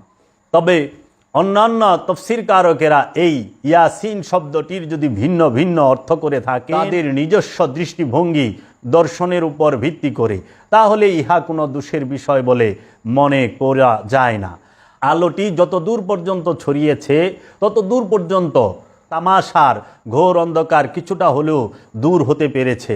সুতরাং যে বা যিনি যতটুকু এই মহানূরকে ধারণ করার যোগ্যতা অর্জন করতে পেরেছে, তার ভেতরের অন্ধকার ততটুকুই বিতাড়িত। আমরা দেখতে পাই মহানবীর মানব আকারের মাঝে মহা আলো খান্নাস মিশ্রিত নফসগুলোকে উদ্ধার করার জন্য আগমন করেছেন। তাই প্রতিটি খান্নাস মুক্ত আল্লাহর ওলিরাই এই মহানূরকে হে অতিশয় দৃপ্ত আলো বলে সম্বোধন করে মানুষের কাছে রহস্যময় বক্তব্যগুলো তুলে ধরেছেন। আল্লাহ হতে প্রকাশিত জাত নূর, নূরে মুহাম্মদী মানব আকারের মাঝে আবরণী দিয়ে পৃথিবীর মাঝে মূর্ত হয়ে আসলেন। নিঃসন্দেহে প্রতিটি খান্নাস মুক্ত নফস তথা আল্লাহর ওলিদের নিকট ইহা একটি বিরাট বিশাল মহিমান্বিত বিষয়, কারণ আপন নফস হতে খান্নাসটিকে সাধনার ধারা দুর্বল করে ফেলা যায়, এবং এটাই সাধনার একটি বিশেষ স্তর। সেই বিশেষ স্তর হতে উত্তোলন করে শেষ প্রান্তে পৌঁছে দেবার জন্য যে নূরের প্রয়োজন হয়, যেই নূরের প্রয়োজন, সেই নূরটির নাম হইল নূরে মুহাম্মাদী। এখানে এসেই সাধকেরা মর্মে মর্মে বুঝতে পারেন যে উত্তরণের শেষ প্রান্তে উপনীত হতে হলে সাধনা স্থবির হয়ে যায়, এবং সাধনার পুঙ্গুত্বের মধ্যে ধৈর্য ধারণ করে নূরে মুহাম্মদীর বিশেষ রহমতটি পাবার আশায় তাকিয়ে থাকা ছাড়া আর কোনো উপায় থাকে না। এখানে ইলেকশন নয় বরং সিলেকশন, এখানে ইলেকশন নয় বরং সিলেকশন। এখানেই যুক্তিতর্কের সমাধি এবং চরম রহমতের মহানূরের পুষ্পটি ফুটে ওঠা, চরম রহমতের এবং মহানূরের পুষ্পটি ফুটে ওঠা। এখানে যে তকদিরের কম্পাস এভারেস্ট শৃঙ্গের মতো, এভারেস্ট পাহাড়ের চেয়েও কঠিন এবং দৃঢ় হয়ে দাঁড়িয়ে থাকে। তা কেবল আপন নফস হতে খান্নাস মুক্তির ধ্যান সাধনায় যারা রত আছেন তারাই মর্মে মর্মে বুঝতে পারেন। আল্লাহ রাব্বুল আলামিন কুরআনুল মাজিদে আল্লাহর হাবিব সম্পর্কে অনেক প্রশংসা এবং শান বলেছেন মহানবীর। সেই থেকে আমরা কিছু বলতে চাই। প্রথমে বলতে চাই, আমরা যে কলেমা পড়ি, যে কালেমায় তৈয়বা, কালেমায় শাহাদাত। কালেমায় তৈয়বা আমরা কি পড়ি? লা ইলাহা ইল্লাল্লাহু মুহাম্মদ রাসূলুল্লাহ। আর কালেমায় শাহাদাত আমরা কি পড়ি?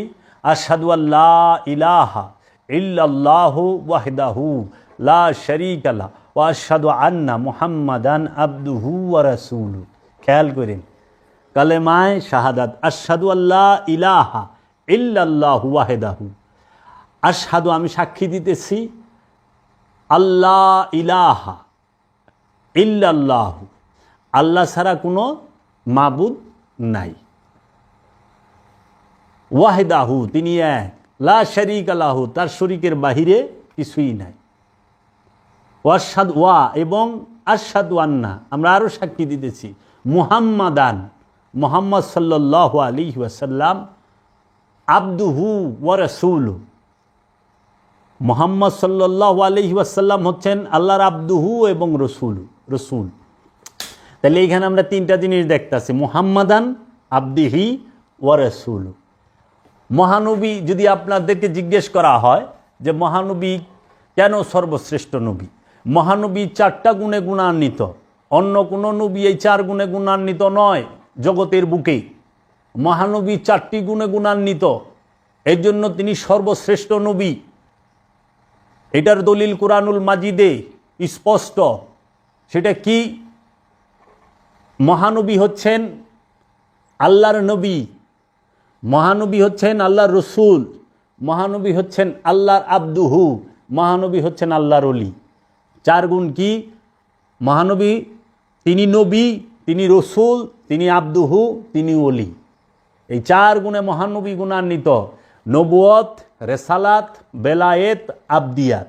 নবুয়ত, রেসালাত, বেলায়েত, আবদিয়াত, এই 4 গুণে গুণান্বিত। এর জন্য মহানবী সর্বশ্রেষ্ঠ নবী। অন্য অনেক নবী কেউ আছে যে উনি নবী, উনি রসুল, উনি আবদিহি, কিন্তু ওলি নয়। আবার কেউ আছে যে শুধু নবী এবং রসুল। এই 4 গুণে একমাত্র মহানবী গুণান্বিত। এর জন্য মহানবী হচ্ছেন সর্বশ্রেষ্ঠ নবী। এখন এই 4 গুণে যে গুণান্বিত, দলিল কোথায়? মহানবীর উপর আল্লাহ কি কি নাজিল করেছেন? মহানবীর উপর রব্বুল আলামিন কোরআন নাজিল করেছেন। কোরআন নাজিল করেছেন কার উপরে? রসুলের উপরে। যিনি নবী এবং রসুল তার উপরে কোরআন নাজিল হয়েছে। কেতাব দিছে কারে? কেতাব কাকে দিছে? আবদুহুকে। কোরআন নবীর উপরে নাজিল হয়, মহানবীর উপরে কোরআন নাজিল হয়েছে, রসুলের উপরে কোরআন নাজিল হয়েছে, রসুলের উপরে কোরআন নাজিল হয়েছে এবং আবদুহু উপরে কেতাব নাজিল হয়েছে। মেরাজে কে গেছে? কোনো নবী না, কোনো রসুল না, আবদুহু গেছে। ফুরকান কার উপরে নাজিল হয়েছে? আবদুহুর উপরে। তাহলে মহানবীর উপরে কোরআন নাজিল হয়েছে, ফুরকান নাজিল হয়েছে, কেতাব নাজিল হয়েছে এবং রূহ নাজিল হয়েছে এবং ফেরেশতা নাজিল হয়েছে। দলিল কই? আসেন একটা একটা করে দলিল দেই। মহানবীর উপরে কেতাব নাজিল হয়েছে। আল্লাহ রাব্বুল আলামিন বলতেছেন শব্দে শব্দে, আলহামদু একমাত্র প্রশংসা লিল্লাহে আল্লাহর জন্য, লাজি যিনি আনজালা নাজিল করিয়াছেন, পাঠাইয়াছেন, আলা উপরে, প্রতি, নিকটে, কাছে, আবদিহিল তাহার বান্দা, তাহার দাস। আবদুহু শব্দের অর্থ দেখেন কতটি হয়। তাহার বান্দা, তাহার দাস, তাহার অনুগত, তাহার অধীন ব্যক্তি, তাহার ভূত, তাহার চাকর। তারপর বলা হয়েছে কিতাব বা কেতাব, যে মহাবিজ্ঞানের ধারাবাহিকতায় সৃষ্টিসমূহ বিকশিত ও প্রকাশিত হইতেছে, তাহাকেই কোরআনের ভাষায় ও দর্শনে কেতাব বলা হয়। কেতাব কাকে বলে? কেতাব বলা হয় যে মহাবিজ্ঞানের ধারাবাহিকতায় সৃষ্টিসমূহ বিকশিত ও প্রকাশিত হইতেছে তাহাকে কোরআনের ভাষায় ও দর্শনে কিতাব বলা হয়। ওয়া এবং লাম না নাই ইয়াজআল রাখা, থাকিতে দেওয়া, হইতে দেওয়া, ঘটিতে দেওয়া, অনুমোদন করা, লাহু তাহার, তন্মধ্যে তাহার জন্য, ইউ আজ্জান বাঁকা, বক্রতা, সরলতা, বিকৃত, অসাধুতা, যাহা চোখে ধরা পড়ে না বরং বিবেক, বুদ্ধি এবং অনুভূতির দ্বারা ধরা পড়ে তাহাকেই ইউ আজ্জান বলা হয়।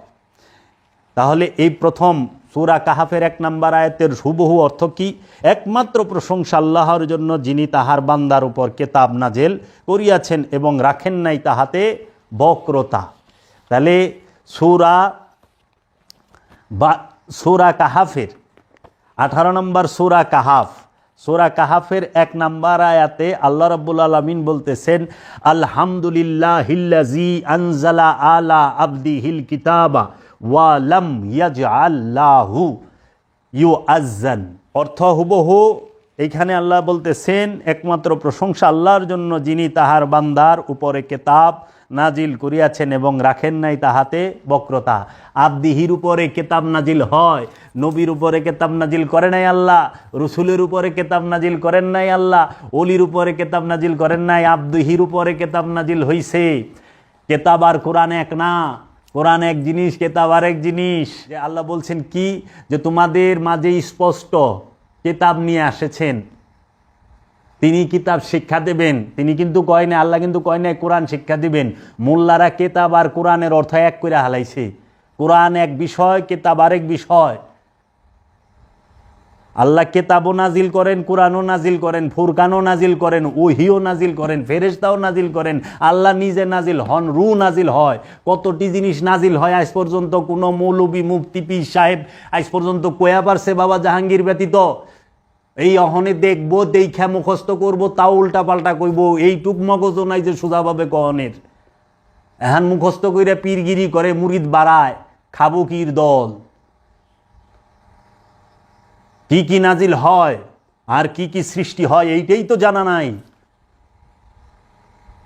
মানুষ সৃষ্টি হয়, ফেরেশতা সে নাজিল হয়, জিন সে সৃষ্টি হয়, জিনকে সৃষ্টি করা হয়েছে, ফেরেশতাকে সৃষ্টি করা হয় নাই। ফেরেশতা নাজিল হয়, ফেরেশতা নূরি মাকলুক, এর জন্য ফেরেশতা দেখা যায় না, আমরা ফেরেশতা দেখতে পাই না। কোরআন নাজিল হয়, কিতাব নাজিল হয়, রু নাজিল হয়, নফসগুলো নাজিল হয় না, নফস নাজিল হয় না, দেহ নাজিল হয় না, দেহ সৃষ্টি করা হয়, মানুষ সৃষ্টি করা হয়, ইনসান সৃষ্টি করা হয়, সমস্ত কিছু সৃষ্টি বইলা ভালায় সবই কি সৃষ্টি? কিছু সৃষ্টি হয়, কিছু নাজিল হয়। আগে কোরআন গবেষণা করেন, তাহলে পরে কেতাবের সম্পর্কে পাইলেন। কেতাব আল্লাহর আব্দুহুর উপরে নাজিল হয়। এখন আসেন, মেরাজে কে যায়? মেরাজে আল্লাহর আব্দুহু যায়। মেরাজেও কোনো নবী যায় না, মেরাজে রসুল যায় না, মেরাজে ওলি যায় না, মেরাজে যায় আব্দুহু। দলিল কোথায়? দলিল হলো সূরা বনী ইসরাইল। মেরাজে আল্লাহর আব্দুহু যায়, দলিল কোথায়? সূরা বনী ইসরাইলের 1 নম্বর আয়াত, সুবহানাল্লাযী আসরা বিআবদিহি লাইলাম মিনাল মসজিদিল হারাম ইলাল মসজিদুল আকসা। সুবহানাল্লাযী, ভাসমান সেই সত্তা,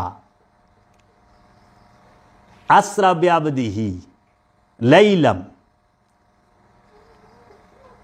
তার বান্দাকে ভ্রমণ করাইলেন। ভাসমান সেই সত্তা যিনি তার বান্দাকে রাত্রিকালে লাইলাম ভ্রমণ করাইলেন মসজিদুল আকসা হইতে, মসজিদুল হেরেম হইতে মসজিদুল আকসা পর্যন্ত। মেরাজে কারে নিয়ে গেল? আল্লাহর আব্দুহুকে। আব্দুহু মেরাজে গেল, আব্দুহু মেরাজে গেল। দেখেন, ওইখানে কিতাব নাজিল করছে আব্দুহুর উপরে, এখানে মেরাজে যাইতেছে আব্দুহু। সূরা বনী ইসরাইলের 1 নম্বরে বলতাছে যে ভাসমান সেই সত্তা যিনি তার বান্দাকে আবদিহিকে রাত্রিকালীন ভ্রমণে মসজিদুল হেরেম থেকে মসজিদুল আকসা ভ্রমণ করাইলেন। সূরা নজমে বলতেছে সুম্মা দানা ফাতাদাল্লা ফাকানা কাবা কাউসাইনে আও আদনা। অতঃপর আমরা আমার হাবিবকে নিয়ে আসলাম দুই ধনুকের ব্যবধানের মধ্যে, একটা বৃত্তের ভিতরে। একটা ধনুক অর্ধবৃত্ত, দুইটা ধনুক একটা বৃত্ত। এই দুই ধনুক একত্র করলে বৃত্ত হয়ে যায়। যদি বৃত্ত না হয় বলছে আওয়াদনা, বৃত্ত বানিয়ে নাও। এক বৃত্তের ভেতরে আল্লাহ এবং মহানবীর যে মেরাজ শরীফ সেটা হয়েছে। এজন্য বাবা জাহাঙ্গীর বলেছেন বৃত্তের প্রকাশিত যে অংশ সেটাকেই বলা হয় নূরে মুহাম্মদ, আর যে অপ্রকাশিত অংশ সেটাকেই বলা হয় আল্লাহ রাব্বুল আলামিন। এখন আপনি পাইলেন মেরাজে আব্দুহু যায়, তাহলে রইল কি ফুরকান কার উপরে নাজিল হয়? তারপরে কোরআন কার উপরে নাজিল হয়? কোরআন কার বাণী? আর আমাদেরকে তো সবাই বলে আল্লাহ রাব্বুল আলামিন ফুরকান নাজিল করেছেন কার উপরে? আব্দুহুর উপরে। আমরা পূর্বে আলোচনা করলাম যে কিতাব নাজিল হইল আব্দুহুর উপরে, মেরাজে গেল আব্দুহু কোরআন থেকে দলিল দিয়ে। এখন ফুরকান নাজিল হয়েছে, সেটাও কোরআনে সূরা ফুরকান 25 নম্বর সূরার ফুরকানের 1 নম্বর আয়াত। আল্লাহ বলতেছেন তাবারাকাল্লাযী নাজ্জালাল ফুরকানা আলা আবদিহি লিয়াকুনা লিল আলামিনা নাযীরা। অর্থাৎ কত কল্যাণময় তিনি, যিনি এই ফুরকান তার বান্দার উপরে নাজিল করেছেন যাতে সে বিশ্বজগতের জন্য সাবধানকারী হয়। সমস্ত আলমের জন্য সাবধানকারী কে? আল্লাহর আব্দুহু, যার উপরে আল্লাহ ফুরকান নাজিল করেছেন। তাবারাকাল্লাযী, কত কল্যাণময় তিনি, যিনি সমস্ত জগৎ সমূহের সাবধানকারী, সমস্ত জগৎ সমূহের সবাইকে সাবধান করার জন্য ফুরকান নাজিল করলেন তার আব্দুহুর উপরে, তার বান্দার উপরে। তাহলে ফুরকান নাজিল হয় বান্দার উপরে, আল্লাহর আব্দুহুর উপরে। কিতাব নাজিল হয় আল্লাহর আব্দুহুর উপরে, মেরাজে যায় আল্লাহর আব্দুহু। এখন কোরআন নাজিল হয় কার উপরে? এখন কোরআন কি বলতেছে কোরআনুল মাজিদ সম্পর্কে? আমি শুধু মহানবীর শান মান জালওয়া সম্পর্কে বলতেছি যে মহানবীর শান কি, মান কি। তো কোরআন নাজিল হইল, আল্লাহ পাক কি বলতেছেন কোরআনুল মাজিদে? বলতেছেন সূরা বুরুজে, বাল হুয়া কুরআনুন মাজিদ, বাল হুয়া কুরআনুন মাজিদ, বরং ইহা সম্মানিত কোরআন, ফি লাউহে মাহফুজ, তাহাদের স্মৃতিফলকের মধ্যে সংরক্ষিত। লৌহে মাহফুজে কোরআন সংরক্ষিত থাকে। কোরআন আলমারিতেও থাকে না, কোরআন রেহেলের উপরেও থাকে না, কোরআন মসজিদ মন্দিরে থাকে না, লৌহে মাহফুজে থাকে। আল্লাহ নিজে কইতেছে কোরআন লৌহে মাহফুজে সংরক্ষিত। আর আমরা কোরআন সংরক্ষণ কোথায় করছি? এখন আলমারিতে, তাকে গিলাপের ভিতরে, মসজিদে, মাদ্রাসায়। তো এইখানে কি আপনারা বুঝতে পারেন না আমরা যে কোরআন বাইন্ডিং করা কোরআন পড়ি এটা হচ্ছে মেজাজি কোরআন। এই মেজাজি কোরআন সেইটা আমরা সংরক্ষণ করে রাখি আলমারিতে, বাক্সে, তাকে, রেহেলে, গিলাপের মধ্যে, মসজিদে, মাদ্রাসায়, ঘরে এবং আমাদের যে উঁচু স্থান সেইখানে। আর নুরি কোরআন যেটা হাকিকি কোরআন, সেই কোরআন সংরক্ষিত থাকে লৌহে মাহফুজে। লৌহে মাহফুজে কোরআন সবসময় সংরক্ষিত এবং এই কোরআনের হেফাজতকারী আল্লাহ নিজে। আল্লাহ কোরআনেই বলে দিছে। আবার এইখানে আল্লাহ বলতেছেন ওয়া ইন্নাহু লা তানজিলু রব্বিল আলামিন, এবং নিশ্চয়ই ইহা অবশ্যই নাজিল করা হয়েছে জগৎসমূহের রব থেকে। কোরআন কে নাজিল করে? আল্লাহ না, কোরআন নাজিল করে রবে। আল্লাহর রব এক না, গুণে পার্থক্য, সিফাত আর জাত, এখানে অনেক বড় রহস্য।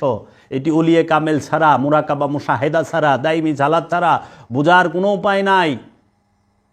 কাগজ কালির হরফের যে কোরআন, মেজাজি যে কোরআন, সেই কোরআন মুখস্থ করা যায়, কিন্তু নুরি কোরআন সেটা হইল হৃদয়ে, সিনায়, কলবে ধারণ করতে হয়, লৌহে মাহফুজে থাকে। এই কোরআনকে শিখতে হয়, ধারণ করতে হয় নূরি কোরআনকে। এর জন্য কোরআন বলছে লা ইয়ামাসসাহু ইল্লাল মুতাহহারুন, কেউ স্পর্শ করতে পারে না পবিত্র ব্যতীত, পবিত্র ছাড়া এই কোরআনকে কেউ স্পর্শ করতে পারবে না। নাজ্জালা বিহি রুহুল আমিন, নাজিল করা হয়েছে ইহার সঙ্গে বিশ্বস্ত রূহ। নাজ্জালা হু বিহি রুহুল আমিন, নাজ্জালা বিহি রুহুল আমিন, নাজ্জালা বিহি রুহুল আমিন, নাজিল করা হয়েছে ইহার সঙ্গে বিশ্বস্ত রূহ। আলা কালবিকা লিতাকুনা মিনাল মুনজিরিন, আপনার কলবের উপর যেন আপনি হন সাবধানকারীদের হইতে। দেখেন, তারপর আল্লাহ বলতেছে ইন্না আনজালনা কুরআন আরাবিয়া লাআল্লাকুম তাকিলুন, অর্থাৎ এই কুরআন আমরা আরবি ভাষায় নাজিল করেছি যাতে তোমরা সহজে বুঝতে পারো। আল্লাহ এই কোরআন আরবি ভাষায় নাজিল করছে। কোরআনের ভাষাটা হচ্ছে আরবি, কোরআন আরবি না, কোরআন হচ্ছে নূর, কোরআনের ভাষা হইল আরবি। এই কোরআনকে আমি আরবি ভাষায় নাজিল করেছি। কোরআনকে মহানবী নিজে মুহাম্মদ সাল্লাল্লাহু আলাইহি ওয়াসাল্লাম নিজেই কোরআন। এই জন্য আল্লাহ বলছে এই কোরআনকে আমি আরবি ভাষায় নাজিল করেছি। মহানবী আরবে আসছেন, আগমন করছেন, আরবি ভাষায় বলছেন। এই আরবি ভাষায় আল্লাহ তার কোরআনকে নাজিল করেছেন, কোরআনই মুহাম্মদ সাল্লাল্লাহু আলাইহি ওয়াসাল্লাম। আবার এই কোরআন সম্পর্কেই বলা হচ্ছে কোরআন আরবি ভাষায় নাজিল করছে আল্লাহ রাব্বুল আলামিন। আর এই কোরআন হচ্ছে রসুলের বাণী। কার বাণী? কোরআন সম্মানিত রসুলের বাণী। কোরআন বলতেছে আর মোল্লারা বানায় দিছে আল্লাহর বাণী। আবার রসুল আর আল্লাহ যে এক, এইটা আবার মোল্লারা মানে না, আল্লাহ রসুলের আলাদা করে। তা আল্লাহ সূরা নিসায় বলতেছে ওয়া ইউরিদুনা ইউফারিকু বাইনাল্লাহি ওয়া রাসূলি উলাইকা হুমুল কাফিরুনা হাক্কা, যারা আল্লাহ এবং আল্লাহ রসুলের মধ্যে ভাগ করে, তফাত করে, মনে মনে আলাদা করে, মনে মনে ইচ্ছা করে যে আল্লাহ আলাদা রসুল আলাদা, তারাই 100% কাফের। সূরা নিসার 150, 51, 52 নম্বর আয়াতে। এবং আল্লাহ কইতেছে এই কোরআন হচ্ছে সম্মানিত রসুলের বাণী। ইন্নাহু লা কাউলু রাসূলিন কারীম, ইন্নাহু লা কাউলু রাসূলির কারীম, নিশ্চয়ই এই কোরআন এক সম্মানিত রসুলের বাণী। 69 নম্বর সূরা হাক্কার 40 নম্বর আয়াত। ইন্নাহু লা কাউলু রাসূলিন কারীম, নিশ্চয়ই এই কোরআন এক সম্মানিত রসুলের বাণী। তাহলে আল্লাহ কয় রসুলের বাণী, মোল্লায় কয় আল্লাহর বাণী। আবার আল্লাহ কইতেছে আমি আর আমার রসুল আলাদা না, মোল্লায় এনে মানতে চায় না। আল্লাহর রসুলের দোস্তি দেখা, বন্ধুত্ব দেখা, একত্ব দেখা, মহব্বত দেখা মোল্লা পুইরা মইরা যায় ওহাবি সালাফির জাতেরা, এই নমরুদের বংশ, এই ফেরাউনের বংশরা। এরাই বলে রবিউল আউয়াল ঈদে মিলাদুন্নবীর দলিল কই? আরে রহমাতাল্লিল না আলামিন না আইলে তুই ঈদ পাইতি কই, তুই নামাজ পাইতি কই, তুই রোজা পাইতি কই, হজ পাইতি কই, মসজিদ পাইতি কই, মাদ্রাসা পাইতি কই, কোরআন কই পাইতি, হাদিস কই পাইতি, তুই মোল্লা কেমনে হইতি? তুই তো ইহুদি নাসারাই থেকে যাইতি, তুই নমরুদ ফেরাউনের গোষ্ঠী থেকে যাইতি।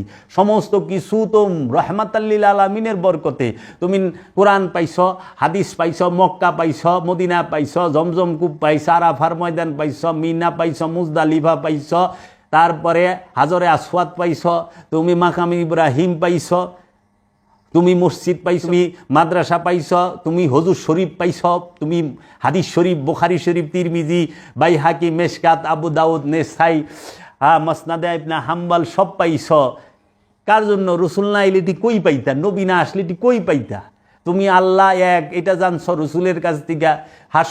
হাসর আছে, মিজান আছে, পুল সিরাত আছে, জান্নাত জাহান্নাম সব আছে, লামাকান আছে কিনা তো সব তুমি জানছো রসুলের কাছ থেকে। মেরাজ আছে, তুমি রসুলের কাছ থেকে। মোল্লা তুমি সালাম পাও রসুলের কাছ থেকে। পাঞ্জাবি, টুপি, দাড়ি, জুব্বা, কুব্বা সব পাইছো রসুলের কাছ থেকে। সেই রসুলের সব কিছু লইয়া তুমি রসুলের দোহাই দিয়া ভিক্ষা কইরা মৌলবি অহনে তুমি কও রসুল আমাগো মতো মানুষ। নাউজুবিল্লাহি মিন যালিক। আল্লাহর হাবিব মরা কূপের মধ্যে থুতু নিক্ষেপ করছে, কূপ জিন্দা হয়ে গেছে।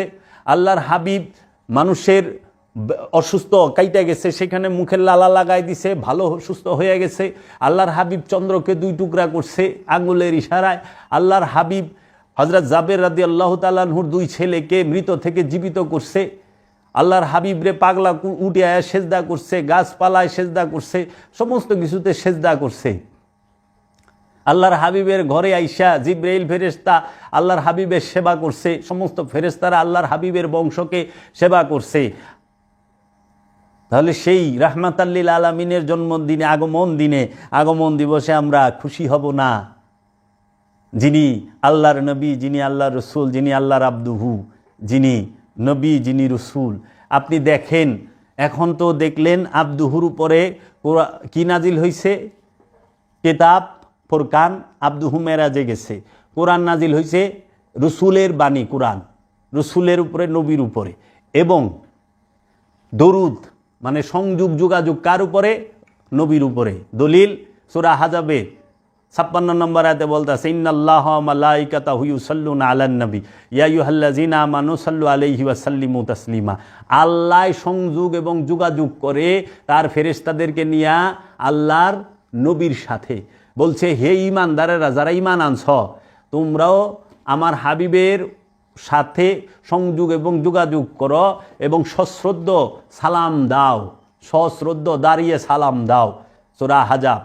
আর এই কোরআনে অনুবাদের, কোরআনের আরবির অর্থ করে ওরা ভুল, অপব্যাখ্যা করে। এই মোল্লা ওর জ্ঞান দিয়ে আল্লাহর হাবিবরে মাপবার যায়।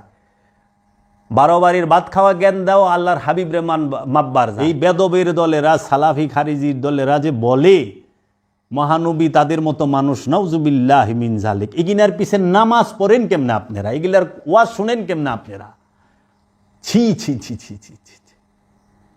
আর অগো এই মোল্লার উপরে তো ফেরেশতাই নাজিল হয় না, জীবনে একখান ফেরেশতা নাজিল হয়, তাও আজরাইল। ওইটা নাজিল হইলেই অগো উপরে ইন্না লিল্লাহ ফরন লাগে, যে মৌলবী সাহেব মার গায়া, ইন্না লিল্লাহি ওয়া ইন্না ইলাইহি রাজিউন। আর কোরআন কইতাছে সূরা কদরে, তানাজ্জালুল মালাইকাতি ওয়ার রূহ, সমস্ত ফেরেশতারা নাজিল হয় কদরের রাইতে। কার উপরে? যে খান্নাস মুক্ত হয়েছে তার উপরে। তারপরে ওয়া রূহ, এবং রূহ নাজিল হয়। আল্লাহর হাবিবের উপরে ফেরেশতা, সমস্ত ফেরেশতাও নাজিল হইছে এবং রূহও নাজিল হইছে। আবু তুহা আদনান নামের এক বেদব আছে, এই বেদবে বলছে রসুল তাদের বড় ভাই। বেয়াদব নাম্বার 1 বেয়াদব। যেখানে রসুলের স্ত্রীদেরকে কোরআন বলেছে নবীর স্ত্রীগণ হচ্ছে উম্মুল মুমিনিন, মুমিনদের মাতা। তাহলে মুমিনের মার স্বামী আদনাইনের ভাই হয় কেমনে? উম্মতের ভাই হয় কেমনে? মুমিনের মা, ওর মতো বিকা হুয়া মৌলবী? হ্যাঁ, ওর মতো বিকা হুয়া মৌলবীর ভাই বেয়াদব। আমি একটা ভিডিওতে সরাসরি দেখলাম, ওয়াজে বলতাছে রসুল আমাদের বড় ভাইয়ের মতো, নাউজুবিল্লাহি মিন জালিক। তার রেখে যাওয়া দিনের জন্য আমরা কি করতে পেরেছি। আর এর ভিডিও দেখেন আপনারা, এর পিছে নামাজ পড়েন। কার পিছে নামাজ পড়েন? নামাজ তো পড়তে হয় ইমামের পিছে। নামাজ পড়ে ইমানদারে। যে নবীকে মাটি মনে করে, যে নবীকে মানুষ মনে করে, সেই তো বেঈমান। ওরই তো ইমান নাই। নামাজ তো অনেক দূরের ব্যাপার। ইমানদারের লেগে সালাত, ইমানদারের লেগে সিয়াম, ইমানদারের লেগে আবাদত। যার ইমানই নাই তার আবাদত কিসের? ইমান আনার পরে সে আবাদত।